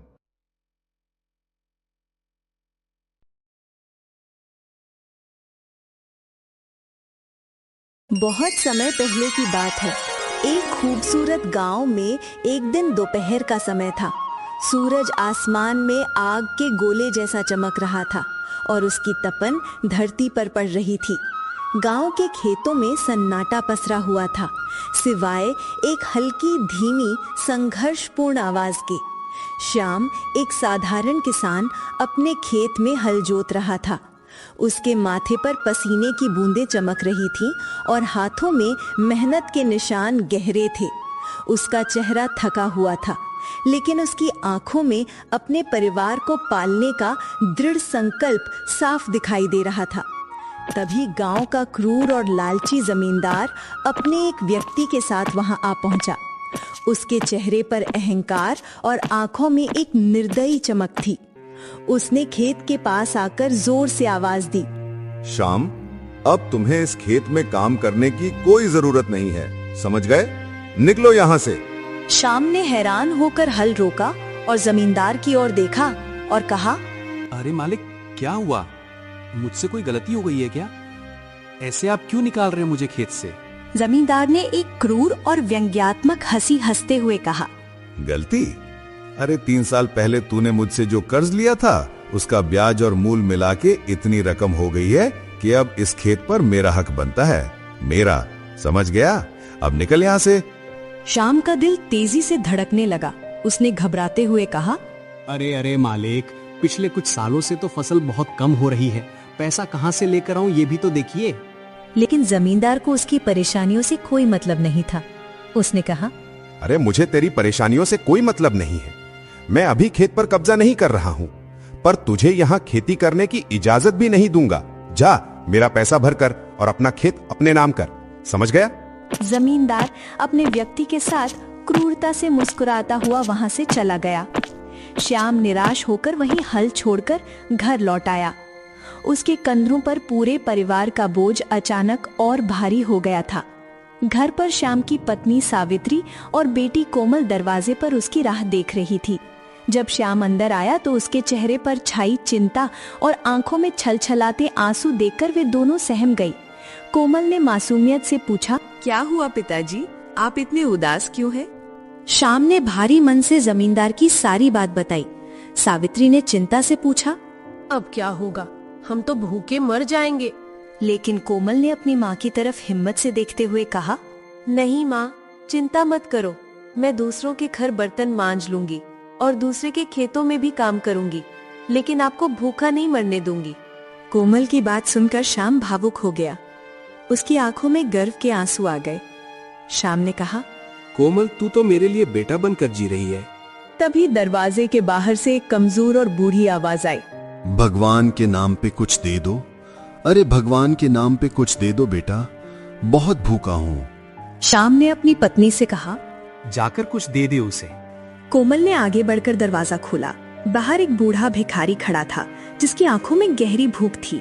कोमल बोली, रुको बाबा, मैं भी कुछ लाती हूँ। कोमल अंदर गए और आटे का एक हिस्सा लाकर उसे दे दिया। भिखारी ने आशीर्वाद दिया, खुश रहो बेटी, खुश रहो, भगवान तुम्हारी रक्षा करे। भिखारी चुपचाप चला गया। श्याम ने खिड़की से देखा कि वो भिखारी उसी रहस्यमय मंदिर की ओर जा रहा था जहाँ जाने की हिम्मत गांव का कोई इंसान नहीं करता था। वही मंदिर। श्याम के मन में एक विचार आया, लेकिन उसने उसे तुरंत झटक दिया। अगली सुबह कोमल खेत में घास काटने लगी। उसकी आंखों में थकान थी, लेकिन हाथों में अटूट मजबूती थी। पास से गुजरती कुछ औरतें आपस में फुसफुसा रही थी। पहली औरत बोली, बेचारी कोमल इतनी छोटी उम्र में बर्तन मांजने और खेतों में काम करने लगी है, क्या करें, पिता का कर्ज चुकाना है। दूसरी औरत ने जवाब दिया, बेटी होकर भी बेटे की तरह जिम्मेदारी उठा रही है। कोमल ने उनकी बातें सुनी, पर उसने अपनी नजरें झुकाए रखी और अपना काम करती रही। कुछ दिन ऐसे ही बीत गए। एक दिन श्याम गांव के चौपाल पर बैठा था। उसकी आंखों में उदासी छाई थी।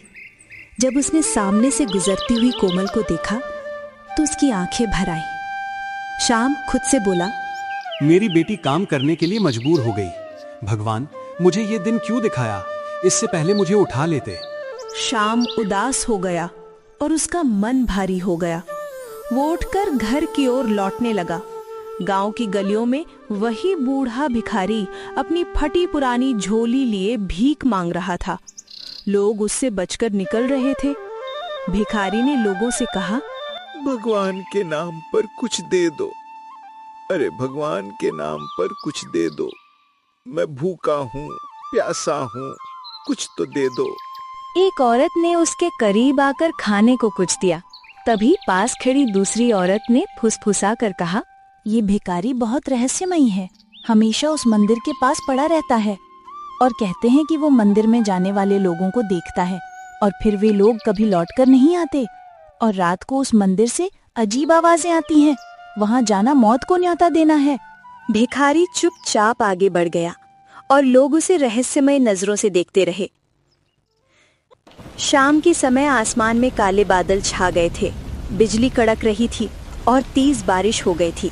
शाम रास्तों पर चल रहा था और गहरे सोच में डूबा हुआ था। शाम ने सोचा, अब क्या होगा, कोमल कब तक दूसरों के घर में काम करेगी, काश कोई और रास्ता मिल जाए। शाम चलते चलते गांव के बाहर जंगल की ओर निकल पड़ा। बारिश और तेज हो गई और वो पानी में भीगता हुआ आगे बढ़ता गया। अचानक उसने खुद को एक पुराने मंदिर के सामने पाया। ये मंदिर सदियों पुराना लग रहा था, जिसकी दीवारों पर काई जम गई थी। शाम ने कहा, अरे ये तो वही प्राचीन मंदिर है, यहाँ तो कोई नहीं आता। शाम ने देखा कि मंदिर का दरवाजा खुला था और अंदर से हल्की रोशनी झलक रही थी। बारिश से बचने के लिए शाम भीतर चला गया। मंदिर के अंदर सन्नाटा था। उसने चारों ओर देखा। तभी उसकी नजर सामने पड़े सोने की मुद्राओं के ढेर पर पड़ी। वे चमचमा रही थी जैसे सूरज की सारी रोशनी को अपने अंदर समेट लिया हो। शाम ने सोचा, इतनी सोने की मुद्राएं यहाँ। शाम का दिल जोर जोर से धड़कने लगा। उसके मन में लालच घर करने लगा। शाम खुद से बोला, अगर ये सोने की मुद्राएं मिल जाएं, तो मेरा सारा कर्ज उतर जाएगा और कोमल को काम भी नहीं करना पड़ेगा। हाँ, शाम ने धीरे धीरे मुद्राओं की ओर कदम बढ़ाए। जैसे ही उसने मुद्राओं को छुआ, अचानक मंदिर का दरवाजा जोर से बंद हो गया। शाम घबरा कर बोला, अरे ये क्या हुआ? अगले ही पल सब कुछ गायब हो गया और मंदिर में सन्नाटा छा गया और शाम भी गायब हो गया। कुछ दिन बीत गए, लेकिन शाम का कोई पता नहीं चला। कोमल और उसकी माँ चिंता में डूब गईं। सावित्री ने कहा, पता नहीं तुम्हारे पिताजी कहाँ चले गए। कोमल बोले, माँ, मैं पिताजी को ढूंढ कर लाऊंगी। लेकिन सावित्री ने चिंता भरे स्वर में कहा, नहीं बेटी, गांव के लोग बता रहे थे कि उन्हें प्राचीन मंदिर की ओर जाते देखा गया था, और तू जानती है कि कोई भी उस मंदिर से वापस नहीं लौटा। वहाँ जाना खतरनाक है। कोमल ने कहा, माँ, आप चिंता मत करो, मैं पिताजी को जरूर वापस लेकर आऊंगी। रात के समय जब पूरा गांव सो चुका था, कोमल चुपचाप घर से निकल गई। उसने हाथ में एक दिया जलाया और जंगल की ओर बढ़ गई। कोमल ने अपने मन में सोचा, मैं पिताजी को कुछ नहीं होने दूंगी, मुझे सच जानना ही होगा। हिम्मत जुटाकर उसने मंदिर की ओर कदम बढ़ा दिए। कुछ देर बाद वो मंदिर के पास पहुंची। वहीं बूढ़ा भिखारी बैठा था, जैसे गहरी नींद में हो। कोमल धीरे धीरे उसके पास पहुंची और बोली, बाबा। भिखारी ने आंखें खोल ली। उसकी आंखों में एक अजीब सी चमक थी। भिखारी ने कहा, क्या चाहिए लड़की? कोमल ने पूछा, आप इस मंदिर के पास रहते हैं, आपने मेरे पिता को देखा था? भिखारी ने जवाब दिया, तुम्हारे पिता मंदिर के दरवाजे तक गए थे और फिर मंदिर ने उन्हें निगल लिया। मतलब जो इस मंदिर के रहस्य को नहीं जानता, वो इसमें जाने के बाद लौटकर नहीं आता।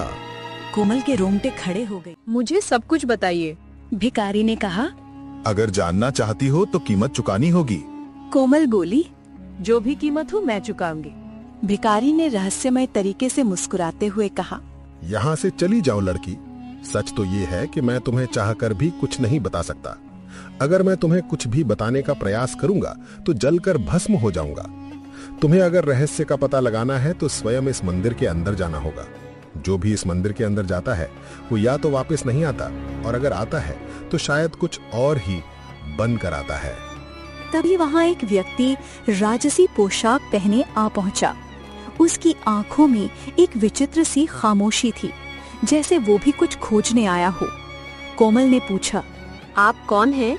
वो व्यक्ति बोला, मैं इस राज्य का राजकुमार हूँ और मैं इस मंदिर का रहस्य सुलझाने आया हूँ। कोमल के माथे पर चिंता की लकीरें उभर आईं। कोमल ने कहा, आप इस मंदिर के बारे में क्या जानते हैं?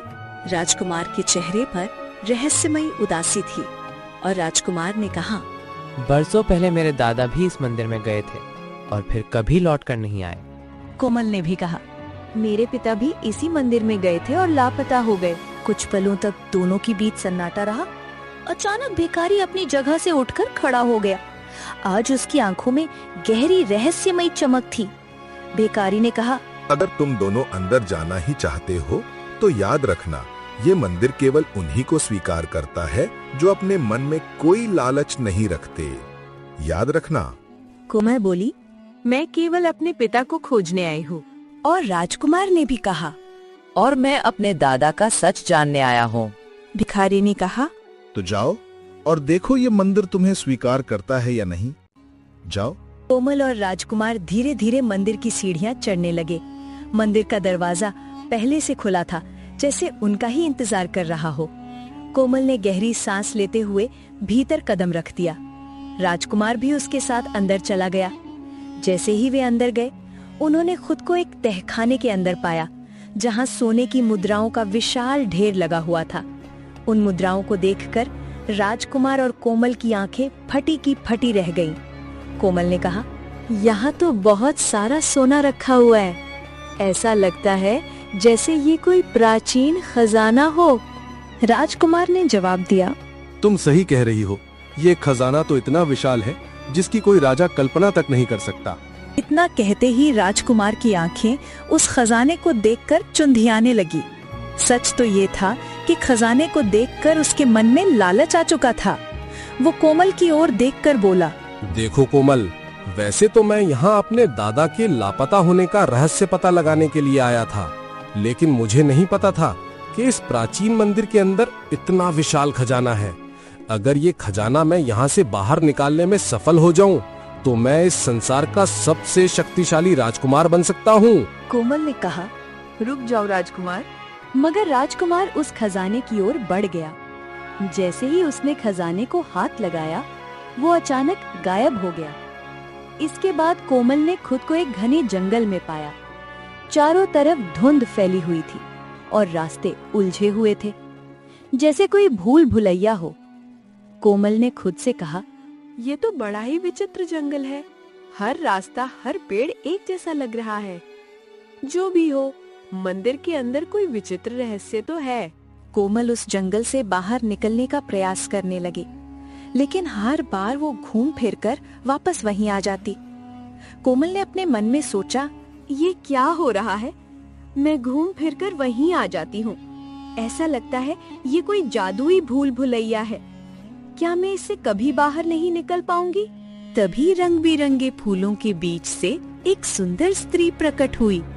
उसका चेहरा शांत लेकिन रहस्यमयी था। सुंदर स्त्री ने कहा, अगर तुम इस भूल भुलैया से बाहर निकलना चाहती हो, तो तुम्हें मेरे एक सवाल का जवाब देना होगा। कोमल ने पूछा, तुम कौन हो? सुंदर स्त्री ने जवाब किया, ये जानना अभी जरूरी नहीं है। सवाल का जवाब दो, नहीं तो जीवन भर यहीं भटकती रहोगी। कोमल ने कहा, पूछो सवाल। सुंदर स्त्री ने सवाल पूछा, बताओ ऐसी कौन सी चीज है जिसे हर कोई देख सकता है लेकिन उसे पकड़ नहीं सकता? कोमल सोच में पड़ गई। फिर उसकी आंखों में एक चमक आई। कोमल ने कहा, इसका उत्तर है हवा। सुंदर स्त्री मुस्कुराई और अचानक गायब हो गई। अगले ही पल कोमल ने खुद को एक नए स्थान पर पाया। इस बार उसके सामने एक विशाल तालाब था जो घने जंगल के बीच में था। चारों ओर कोहरा फैला हुआ था। अचानक पानी हिलने लगा और कोमल धीरे धीरे डूबने लगी, जैसे पानी उसे नीचे खींच रहा हो। तभी वही सुंदर स्त्री फिर प्रकट हुई। सुंदर स्त्री ने कहा, अगर तुम यहाँ से बाहर निकलना चाहती हो तो मेरे सवाल का जवाब दो, लेकिन याद रखना, गलत उत्तर तुम्हारा अंत का कारण बन सकता है। कोमल, जल्दी पूछो, मैं डूब रही हूँ। सुंदर स्त्री ने दूसरा सवाल पूछा, बताओ वो वस्तु क्या है जो हमारे पास होते हुए भी कभी पूरी तरह से हमारी नहीं हो सकती? कोमल तेजी से सोचने लगी। पानी अब उसकी गर्दन तक पहुंच चुका था। अचानक उसकी आंखों में चमक आई और कोमल ने जल्दी से कहा, वो समय है जो हमारे पास होते हुए भी कभी पूरी तरह से हमारा नहीं होता और एक दिन खत्म हो जाता है। सुंदर स्त्री हंसने लगी। अगले ही पल कोमल ने खुद को फिर से मंदिर के अंदर एक विशाल गुफा में पाया। गुफा में जलते हुए दिए जगमगा रहे थे। अंदर विचित्र चित्र बने हुए थे। जैसे ही कोमल ने उन चित्रों को देखा, वे भयानक शक्ल में बदलने लगे और उनमें हलचल होने लगी। दीवारों पर बने चित्र जीवित हो उठे। उनकी आंखें चमक उठी और अजीब आवाजें गूंजने लगी। कोमल डर से पीछे हट गई। कोमल ने अपने मन में कहा, ऐसा लग रहा है जैसे ये चित्र जीवित हो रहे हैं। अचानक गुफा के अंदर जलते हुए दीपक एक एक करके बुझने लगे और अंधेरा फैलने लगा। कोमल घबरा गई और वो बोली, अगर पूरी तरह अंधेरा हो गया तो मैं हमेशा के लिए यहाँ फंस जाऊंगी। तभी सुंदर स्त्री फिर से प्रकट हुई। उसके चेहरे पर इस बार गंभीरता थी। सुंदर स्त्री ने कहा, अब मेरे आखिरी सवाल का उत्तर दो। अगर तुमने गलत उत्तर दिया तो तुम्हारा हश्र भी इन्हीं की तरह होगा। अचानक गुफा में एक स्थान पर रोशनी फैल गई और सामने कंकालों का ढेर नजर आने लगा। कोमल भयभीत हो गई। कांपते हुए उसने पूछा, तुम्हारा तीसरा सवाल क्या है? सुंदर स्त्री बोली, बताओ वो क्या है जो हमें दिखाई देती है लेकिन हम उसे समझ नहीं पाते? कोमल गहरी सोच में डूब गई। गुफा में अंधेरा और गहराने लगा। हवा सर्द हो गई। कोमल ने जवाब दिया, वह नफरत, क्रोध और ईर्ष्या है जो हमें दिखाई तो देती है, लेकिन हम उसे कभी समझ नहीं पाते और जानबूझकर अनदेखा करते हैं। सुंदर स्त्री जोर से हंसने लगी। अगले ही पल गुफा का वातावरण सामान्य हो गया। कंकाल गायब हो गए और कोमल ने खुद को मंदिर के बगीचे में खड़ा पाया। कोमल आश्चर्य से उस सुंदर प्राचीन मंदिर के अंदर स्थित उस बगीचे को देखने लगी। तभी वही सुंदर स्त्री प्रकट हुई और रहस्यमयी अंदाज में कोमल की ओर देखकर बोली, अगर तुम भी राजकुमार की तरह लालच में आकर खजाने की किसी भी मुद्रा को स्पर्श कर लेती तो विश्वास करो, तुम इस मंदिर से कभी बाहर नहीं निकल पाती, और अगर निकल भी पाती तो अपनी असली सूरत में नहीं निकल पाती, और हमेशा इस मंदिर की अंधेरी गलियों में भटकती रहती। कोमल ने पूछा, आखिर कौन हो तू? सुंदर स्त्री ने जवाब दिया, मैं इस प्राचीन मंदिर की रक्षा करने वाली देवी हूँ। इस मंदिर के अंदर एक विचित्रता है। जब भी कोई व्यक्ति जिसके मन में थोड़ा सा भी लालच भरा होता है, वो जब इस मंदिर के पास से गुजरता है तो वो खुद ब खुद इसके अंदर खींचा चला आता है, और फिर ये मंदिर लालची लोगों को निगल जाता है।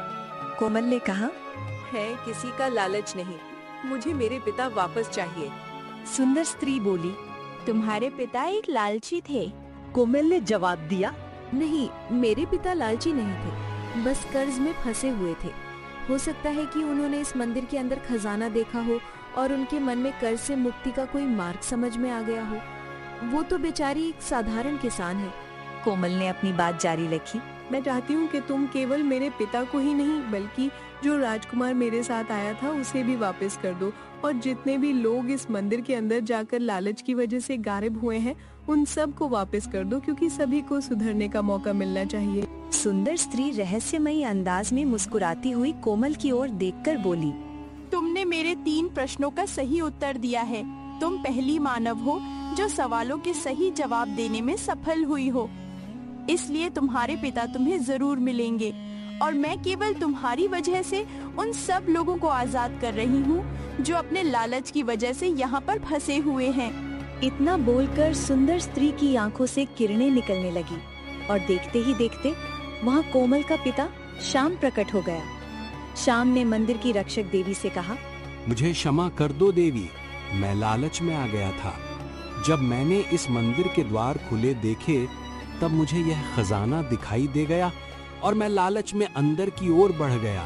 तभी कोमल और श्याम ने खुद को मंदिर के बाहर खड़ा हुआ पाया, जहाँ वही बूढ़ा भिखारी मंदिर की सीढ़ियों पर बैठा हुआ था। तभी वहाँ राजकुमार और जितने भी लोग मंदिर के अंदर लापता हुए थे वे सब प्रकट हो गए। अगले ही पल देवी वहाँ प्रकट हुई और राजकुमार की ओर देखकर बोली, तुम अपने दादा को ढूंढने के लिए यहाँ तक आए थे।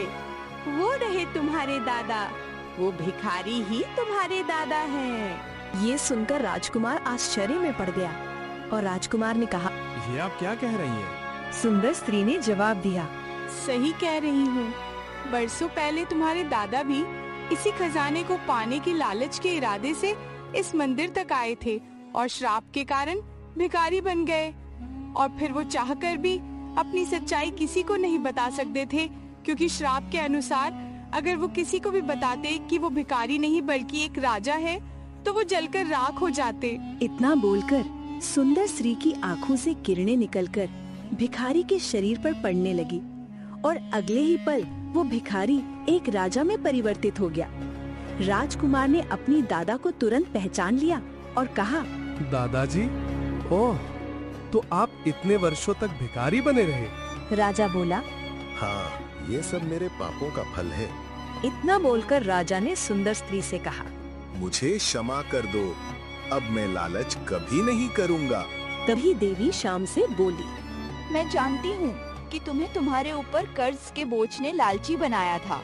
तुम्हें घर जाकर इतना धन मिल जाएगा कि तुम कर्ज मुक्त हो जाओगे।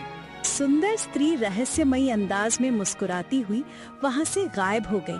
सुंदर स्त्री के गायब होने के बाद राजकुमार ने मुस्कुराते हुए कोमल की ओर देखा और कहा, कोमल, मैं तुम्हारी वजह से इस मंदिर से आजाद हुआ और तुम्हारी ही वजह से मुझे मेरे दादाजी वापस मिले। तुम्हारा बहुत बहुत धन्यवाद। राजकुमार की बात सुनकर कोमल मुस्कुराने लगी। राजकुमार अपने दादा को लेकर अपने राज्य की ओर निकल गया। कोमल अपने पिता श्याम को लेकर अपने गांव की ओर निकल गई। घर पहुंचकर कोमल और श्याम ने देखा कि एक कमरे में सोने की मुद्राओं का ढेर लगा था। अगले ही दिन श्याम ने जमींदार का कर्ज चुका दिया और फिर से अपने खेत पर खेती करने लगा, और वे सब खुशी खुशी रहने लगे। दोपहर का समय था। वरुण और अंजना एक विशाल वृक्ष के नीचे काफी देर से आराम कर रहे थे। वरुण ने आसमान की ओर देखकर अपनी पत्नी अंजना से कहा, अब हमें नीलकमल राज्य की ओर रवाना हो जाना चाहिए। हमें आराम करते हुए काफी देर हो गई है। अंजना ने सहमति में कहा। आप सही कह रहे हैं, अब हमें चलना चाहिए। अंजना और वरुण उठकर खड़े हो गए। दरअसल वे दोनों चंद्रपुर राज्य से नीलकमल राज्य की ओर जा रहे थे, मगर रास्ते में अंजना को थकान महसूस हुई, इसीलिए वे दोनों कुछ देर आराम करने के लिए एक वृक्ष की छांव में बैठ गए थे। वे दोनों वहां से जाने ही वाले थे कि तभी उनके कानों में एक युवक की आवाज टकराई।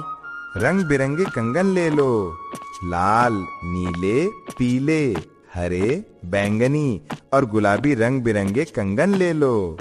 उस जंगल में आवाज सुनकर वरुण और अंजना दोनों पूरी तरह से चौंक पड़े। वे दोनों आवाज की दिशा की ओर देखने लगे। उन्होंने देखा कि एक युवक अपनी गठरी पकड़े उनकी ही ओर चला आ रहा था। कुछ देर में वो युवक उनके पास आकर खड़ा हो गया। वरुण ने उस युवक की ओर देखकर कहा, कौन हो तुम? मेरा नाम आकाश है और मैं कंगन वाला हूँ। मैं गांव-गांव और अलग-अलग राज्यों में जाकर कंगन बेचता हूँ। युवक ने उत्तर दिया। कंगनों का नाम सुनकर वरुण की पत्नी अंजना की आंखें चमक उठी। अच्छा, तो तुम कंगन बेचते हो? हाँ, क्या आप कंगन खरीदना चाहेंगे? आकाश ने पूछा। तभी वरुण ने आकाश की ओर देखकर कहा, एक बात समझ में नहीं आ रही। तुम भयानक वन की दिशा से आ रहे हो। जहाँ तक मैं जानता हूँ, भयानक वन तो बहुत ही खतरनाक माना जाता है। मैं एक व्यापारी हूँ। भयानक वन का रास्ता दूसरे राज्यों तक जाने के लिए आसान है। जैसे कि अगर हमें चंद्रपुर राज्य की ओर जाना हो तो 1 हफ्ते का समय लगेगा, लेकिन अगर हम चंद्रपुर भयानक वन से होते हुए निकलें तो हमें केवल 2 दिन का समय लगेगा। और रहा सवाल जंगल के खतरनाक होने का, तो कौन सा जंगल खतरनाक नहीं होता? हर जंगल में जंगली जानवर और खूंखार शेर तो मिल ही जाते हैं। आकाश ने समझाया। वैसे तुम जा कहाँ रहे हो? फिलहाल तो मैं नीलकमल राज्य कंगन बेचने के लिए जा रहा हूँ। मैंने सुना है कि राजा विक्रमादित्य की पत्नी और उनकी दोनों पुत्रियों को कंगन पहनने का बहुत ही शौक है, आकाश ने बताया। वरुण मुस्कुराते हुए आकाश से बोला, फिर तो अच्छा हुआ हम तुम्हें मिल गए। क्या मतलब? राजा विक्रमादित्य अपने महल में किसी बाहरी राज्य के व्यापारी का प्रवेश पसंद नहीं करते, लेकिन अगर तुम राजा विक्रमादित्य और उनकी पुत्री को ये कंगन बेचना चाहते हो तो तुम हमारे साथ शांतिपुर गांव चलो। शांतिपुर गांव में हर वर्ष शांतिपुर गांव की सुंदर झील के किनारे एक मेला लगता है, जहां विक्रमादित्य अपनी पत्नी और अपनी दोनों पुत्रियों के साथ हर वर्ष उस मेले में आते हैं। मगर उस मेले में भी किसी बाहरी व्यापारी को कोई भी सामान बेचने की इजाजत नहीं है। अगर तुम उस मेले में जाने में कामयाब हो जाते हो तो फिर तुम राजा विक्रमादित्य और उनके परिवार से आसानी से मिल सकते हो। और मेले में जाने के लिए तुम्हें शांतिपुर गांव के मुखिया से मिलना होगा, क्योंकि शांतिपुर गांव का मुखिया राजा विक्रमादित्य का बहुत ही खास व्यक्ति माना जाता है। तुम हमारे साथ ही क्यों नहीं चलते? ये सुनकर आकाश कंगन वाला खुश हो गया। अगर ऐसी बात है तो मैं दोनों के साथ शांतिपुर गांव जाने के लिए तैयार हूँ। आकाश की बात सुनकर वरुण और अंजना मुस्कुराते हुए आगे बढ़ गए और आकाश उन दोनों के साथ साथ शांतिपुर गांव की ओर चलने लगा। कुछ ही देर में वे तीनों शांतिपुर गांव के मुखिया के दरवाजे पर खड़े हुए थे। मुखिया अपने घर के बाहर ही टहल रहा था। मुखिया ने वरुण और उसकी पत्नी अंजना को देखकर मुस्कुराते हुए कहा, अरे वरुण हो आए चंद्रपुर, कैसी रही मौसी की बिटिया की शादी? भगवान की कृपा से सब अच्छा रहा। मुखिया जी, तुम्हारे साथ ये नौजवान कौन है? वरुण ने जवाब दिया। इस नौजवान को तो मैं आपसे मिलवाने के लिए लेकर आया हूँ। इसका नाम आकाश है। ये कंगन बेचने का काम करता है। स्वयं को आकाश कंगन वाला कहता है। ये बहुत ही अच्छा व्यक्ति है। ये बेचारा महाराज विक्रमादित्य के परिवार को कंगन बेचना चाहता है, वरुण ने बताया। अब तुम कह रहे हो तो फिर तो अच्छा ही व्यक्ति होगा। 3 दिन बाद हमारे गांव में मेला लगने वाला है। महाराज विक्रमादित्य अपनी पत्नी और दोनों पुत्री के साथ मेले में आएंगे। तुम वहीं पर उनसे मिल लेना, मुखिया ने कहा। तभी आकाश मुस्कुराते हुए मुखिया से बोला, लेकिन वरुण भैया बता रहे थे कि उस मेले में आपकी इजाजत के बगैर दूसरे राज्य का कोई भी व्यापारी प्रवेश नहीं कर सकता। हाँ, सही कहा। लेकिन अब तुम वरुण के साथ आए हो तो तुम्हें कैसे मना कर सकता हूँ? तब तक तुम मेरे घर पर अतिथि बनकर रुक सकते हो। आखिर मैं गांव वालों का मुखिया हूँ। दूसरे राज्य का आने वाला हर व्यापारी मेरा अतिथि ही है। मुखिया ने उदारता से कहा। मुखिया की बात सुनकर आकाश मुस्कुराने लगा और उसने अपनी गठरी से कुछ सुंदर कंगन निकालकर अंजना को पकड़ाते हुए कहा, आपने मेरी बहुत सहायता की है। मेरी तरफ से आपके लिए छोटी सी भेंट, इन्हें रख लीजिए। सुंदर कंगनों को देखकर अंजना खुश हो गई और अपने पति वरुण के साथ वहां से अपने घर की ओर रवाना हो गई। आकाश मुखिया के घर पर ही अतिथि बनकर रहने लगा। 3 दिन बाद मुखिया ने आकाश से कहा, चलो आकाश, हमारे शांतिपुर झील के किनारे मेला लग चुका है। आकाश मुखिया के साथ झील के किनारे लगे हुए मेले में चला गया। आकाश ने देखा कि मेला बहुत ही सुंदर लगा था।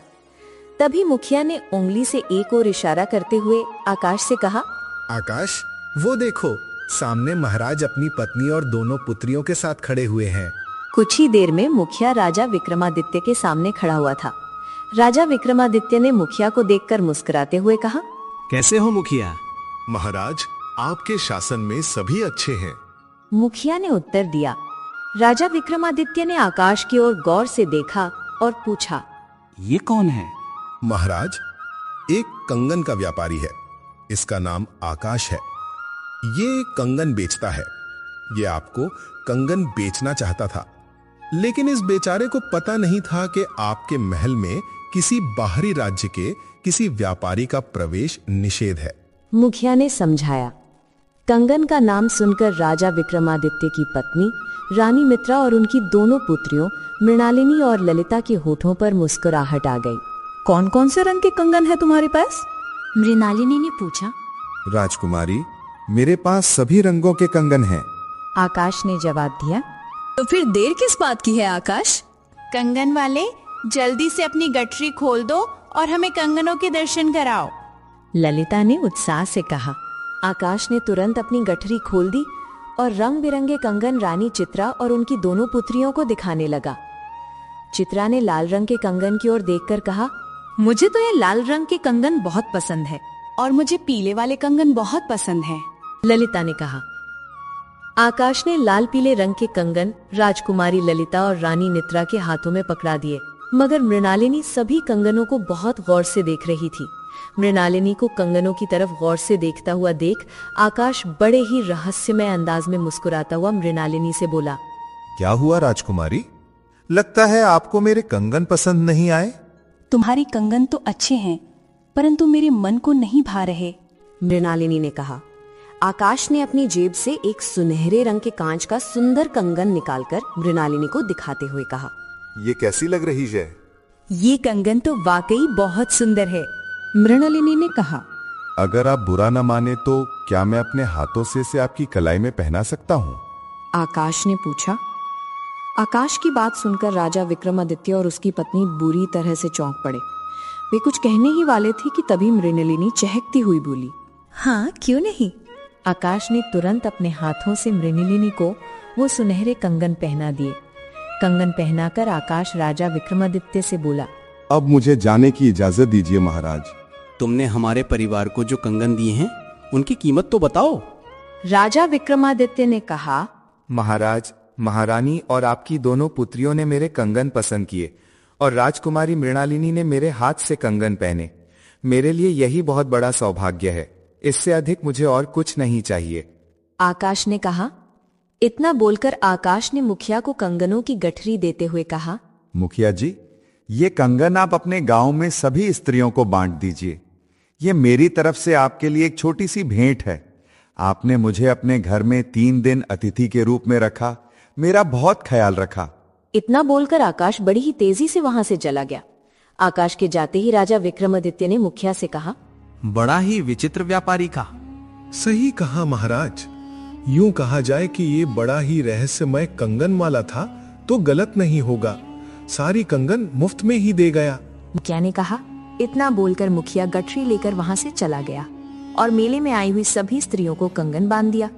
कुछ देर बाद राजा विक्रमादित्य अपनी पत्नी और दोनों पुत्रियों को लेकर अपने महल की ओर रवाना हो गए। अगली सुबह राजा विक्रमादित्य अपने दोनों पुत्रियों और पत्नी सहित राज दरबार में बैठे हुए थे। तभी मंत्री जयंत की नजर रानी और उसकी दोनों पुत्रियों की कलाई पर पड़ी। मंत्री जयंत ने चौंक कर रानी चित्रा से कहा, महारानी, आपके कंगन तो बहुत ही सुंदर लग रहे हैं। मंत्री जयंत की बात सुनकर राजा विक्रमादित्य मुस्कुराते हुए उसे सारी घटना बताते हुए बोले, मंत्री जयंत, ये कंगन कल एक बहुत ही रहस्यमय कंगन वाले ने मेरी पत्नी और मेरी दोनों पुत्रियों को भेंट की है। ये सुनकर मंत्री जयंत पूरी तरह से फूंक पड़ा और वो मृणालिनी की कलाई को बहुत गौर से देखता हुआ राजा विक्रमादित्य से बोला, महाराज, महारानी चित्रा और राजकुमारी ललिता के हाथ में कंगन तो साधारण लग रहे हैं, परंतु राजकुमारी मृणालिनी ने जो कंगन पहने हुए हैं वह कंगन तो देखने में ही बड़े अद्भुत लग रहे हैं।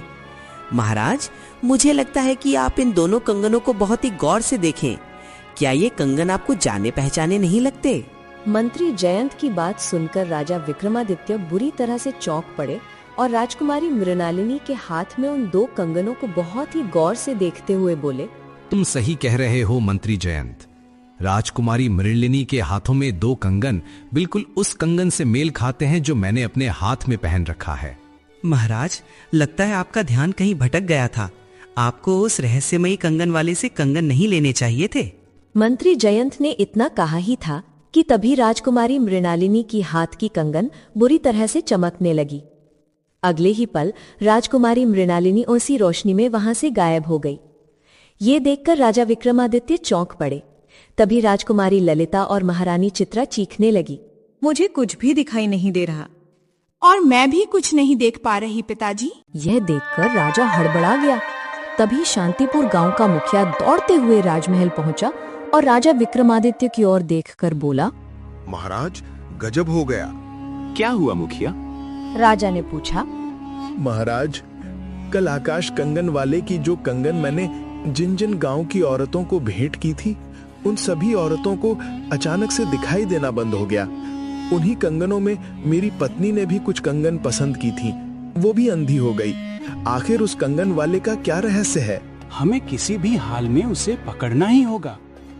चलो मंत्री जयंत। इतना बोलकर राजा विक्रमादित्य मुखिया और मंत्री जयंत के साथ महल के बाहर निकल गए। राजा विक्रमादित्य महल के बगीचे तक पहुंचे ही थे कि तभी वहां पर राजा विक्रमादित्य का पुत्र राजकुमार शौर्य आ पहुंचा।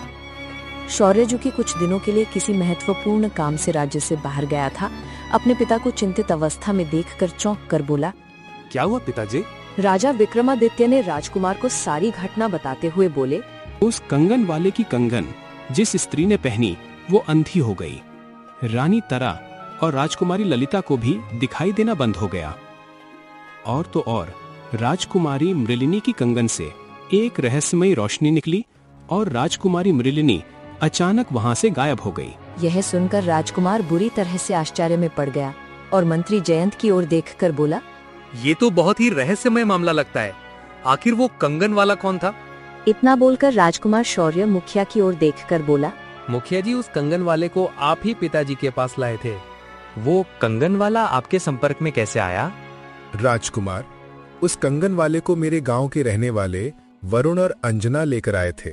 मुझे लगा कि वह एक साधारण कंगन वाला ही होगा जो कि राज परिवार को अपने कंगन बेचना चाहता है।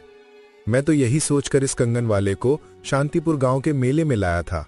मुखिया ने बताया। राजकुमार गहरी सोच में डूबता हुआ अपने पिता की ओर देखकर बोला, पिताजी, आप चिंता मत कीजिए, मैं उस कंगन वाले का रहस्य पता लगा कर रहूंगा।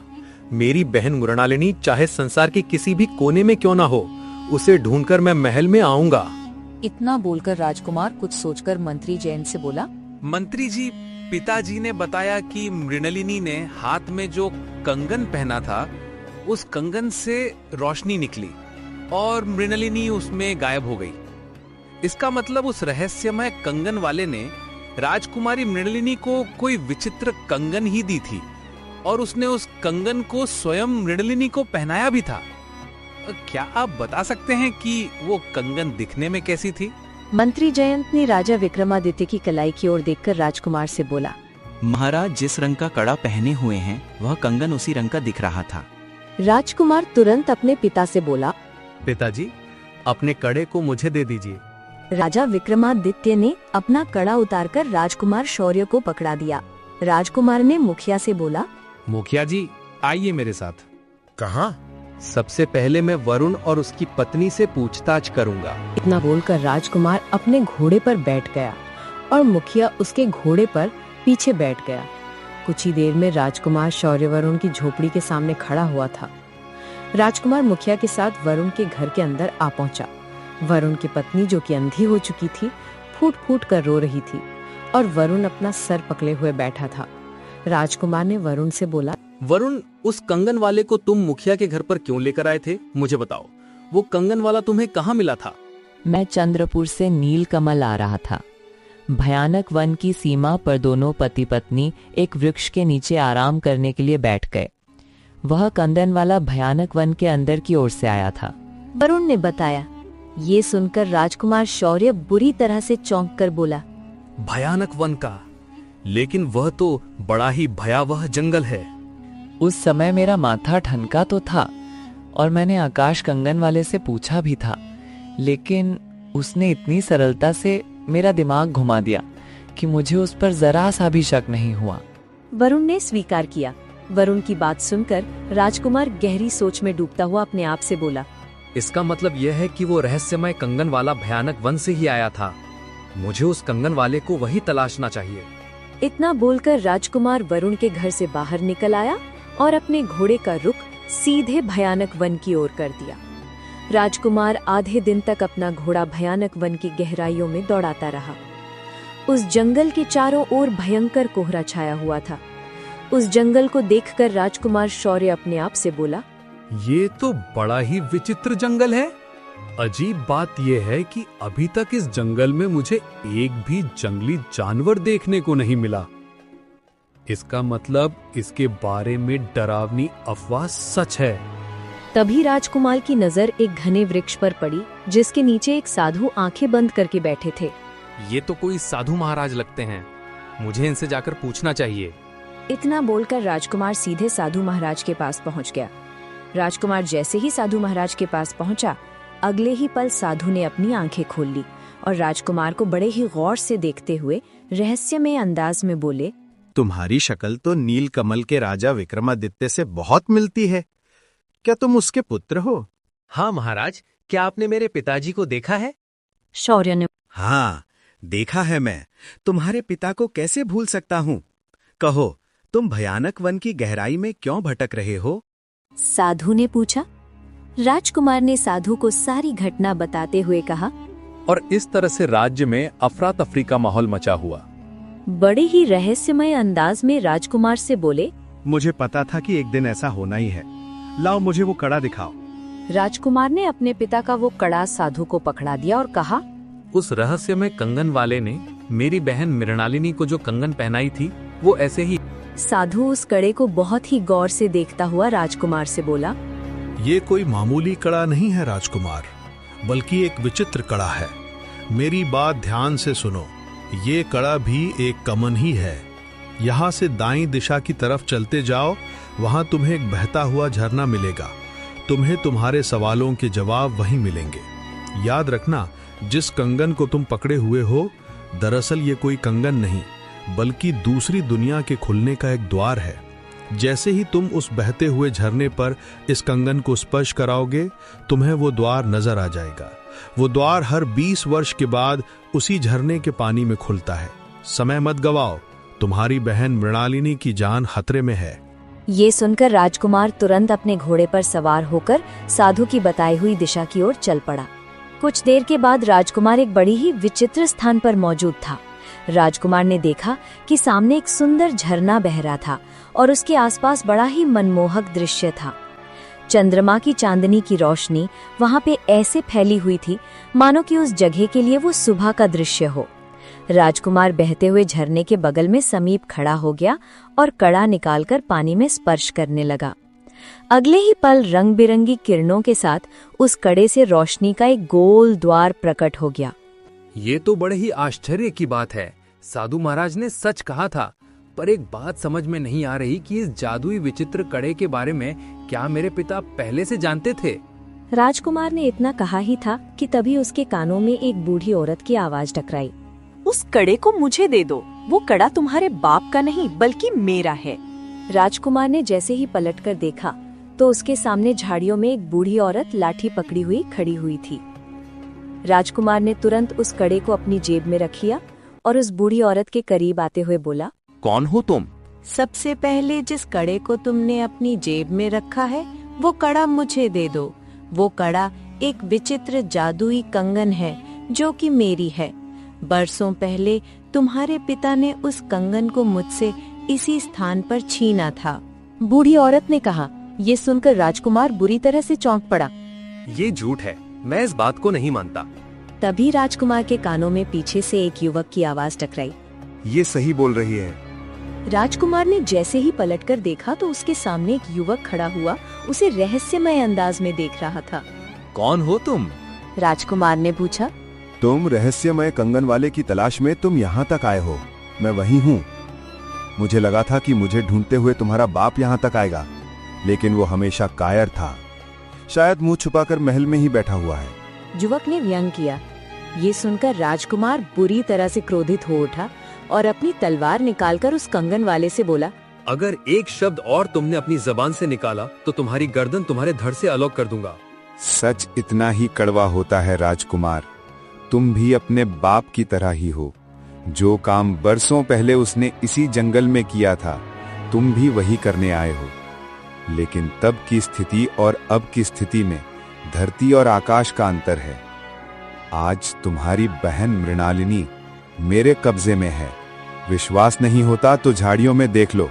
युवक ने कहा। राजकुमार ने जैसे ही झाड़ियों पर नजर डाली तो उसकी बहन मृणालिनी वहां पर बेहोश पड़ी हुई थी। शौर्य अपनी बहन के पास जाने ही वाला था कि तभी आकाश ने राजकुमार से बोला, अपने कदम वहीं रोक लो, क्योंकि तुम्हारी बहन जो विचित्र कंगन पहनी हुई है, उस कंगन की एक खासियत ये भी है कि वो मेरा आदेश मानती है। अगर तुमने अपनी बहन को उठाने का प्रयत्न किया तो उस कंगन को तुम्हारी बहन को जलाने का आदेश दे दूंगा। तुम्हारी बहन की तुम्हें हड्डियां भी नहीं मिलेंगी। राजकुमार के कदम वहीं रुक गए। राजकुमार बेबसी के आलम में आकाश से बोला, कौन हो तुम और इन सब का क्या रहस्य है? सुनना चाहते हो तो सुनो। ये बरसों पुरानी बात है। आज से 20 साल पहले राजा विक्रमादित्य मंत्री जयंत के साथ रात के समय शिकार की खोज में घने जंगल के अंदर खड़ा हुआ था। जंगल के अंदर पसरे सन्नाटे को देखकर मंत्री जयंत ने राजा विक्रमादित्य से बोला, महाराज, हमें वापस चलना चाहिए। ये भयानक वन है। भयानक वन के बारे में बड़ी ही विचित्र बातें प्रसिद्ध हैं।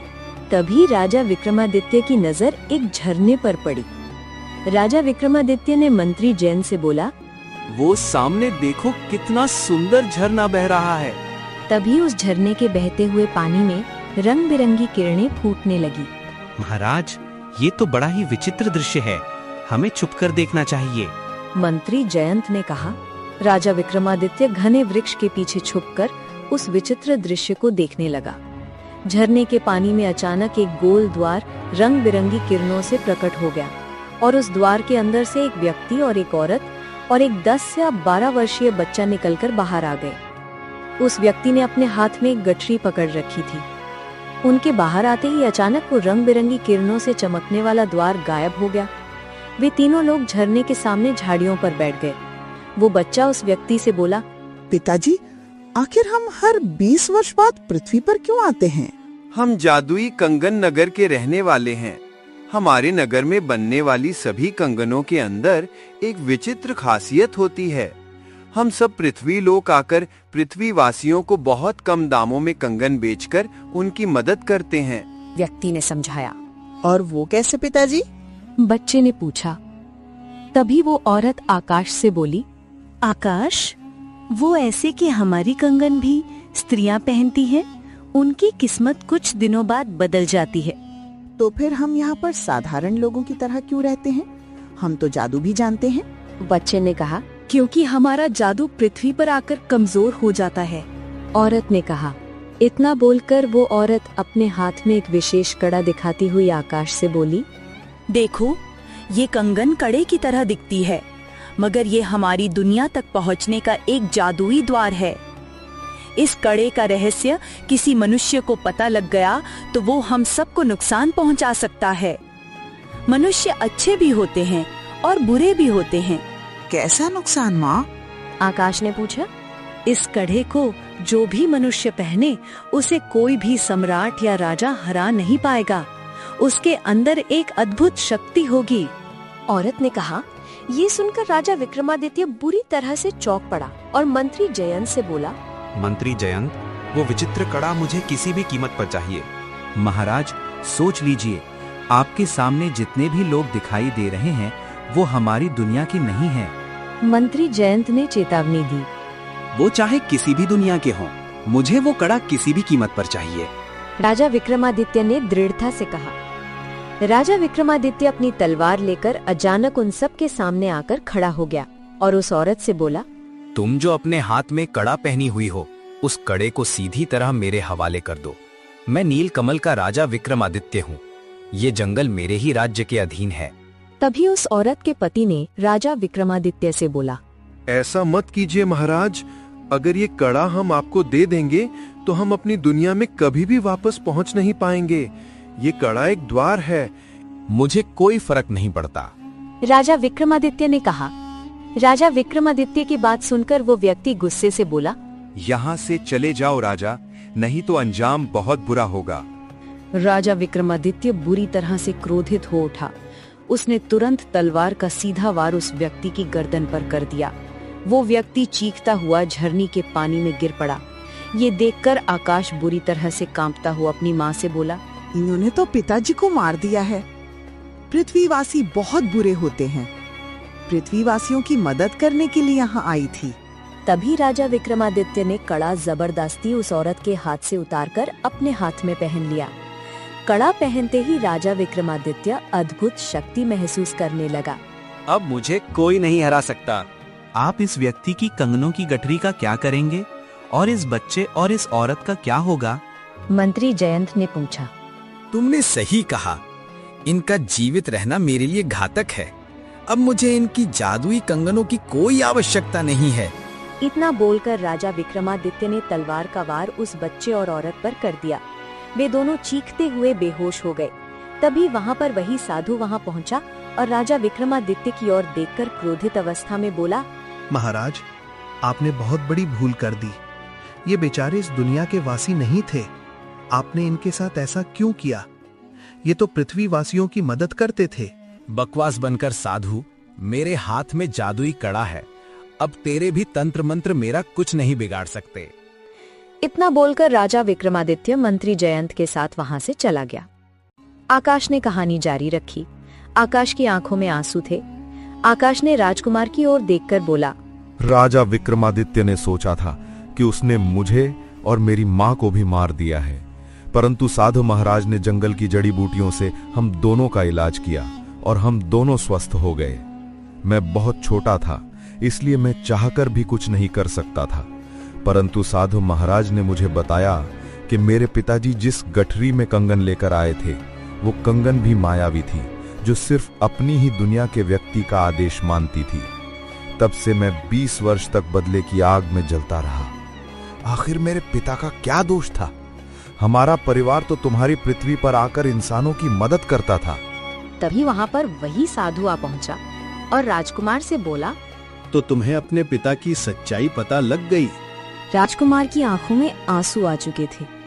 राजकुमार ने तुरंत उस कड़े को उस बूढ़ी औरत को पकड़ा दिया और आकाश कंगन वाले से बोला, मेरे पिता ने जो किया वह बहुत ही गलत किया है, लेकिन तुमने शांतिपुर गांव के वासियों को जो अंधा बनाया है वह भी गलत है।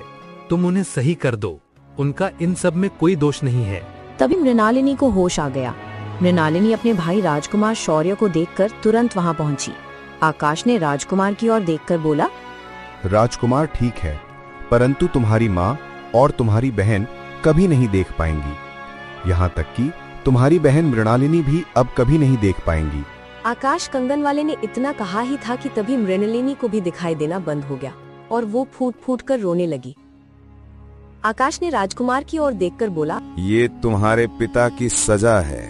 वो जीवन भर अपनी पत्नी और अपनी दोनों बेटियों को अंधा देखता रहेगा और अपने किए हुए कुकर्म को याद करता रहेगा।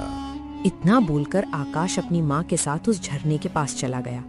जैसे ही उसकी माँ ने उस कड़े को झरने से स्पर्श किया, अचानक ही गोल द्वार प्रकट हो गया और वे दोनों उसमें प्रवेश कर गए और वहां से गायब हो गए। राजकुमार नम आंखों से अपनी बहन मृणालिनी को महल लेकर आ गया। महल में आते ही राजा विक्रमादित्य ने राजकुमार से बोला, शांतिपुर गांव में जितने भी लोग अंधे हुए हैं वो सब सही हो गए, लेकिन राजकुमारी ललिता और रानी नेत्रा अभी भी अंधे हैं। राजकुमार अपने पिता को क्रोध भरी नजरों से घूरने लगा और सारी घटना बताते हुए अपने पिता से बोला, ये सब आपके ही हुक्म का फल है पिताजी। ना आपके मन में लालच आता और ना आज मेरी माँ और मेरी दोनों बहनें अंधी होती। अपने बेटे की बात सुनकर राजा विक्रमादित्य की आंखों में आंसू आ गए। अगले दिन राजा विक्रमादित्य ने नीलकमल की बागडोर अपने पुत्र राजकुमार शौर्य के हाथ सौंप दी और फिर वो जीवन भर अपने किए हुए उस बुरे कर्म को लेकर पछताते रहे और अपनी दोनों बेटियों और अपनी अंधी पत्नी को देखकर रोता रहा।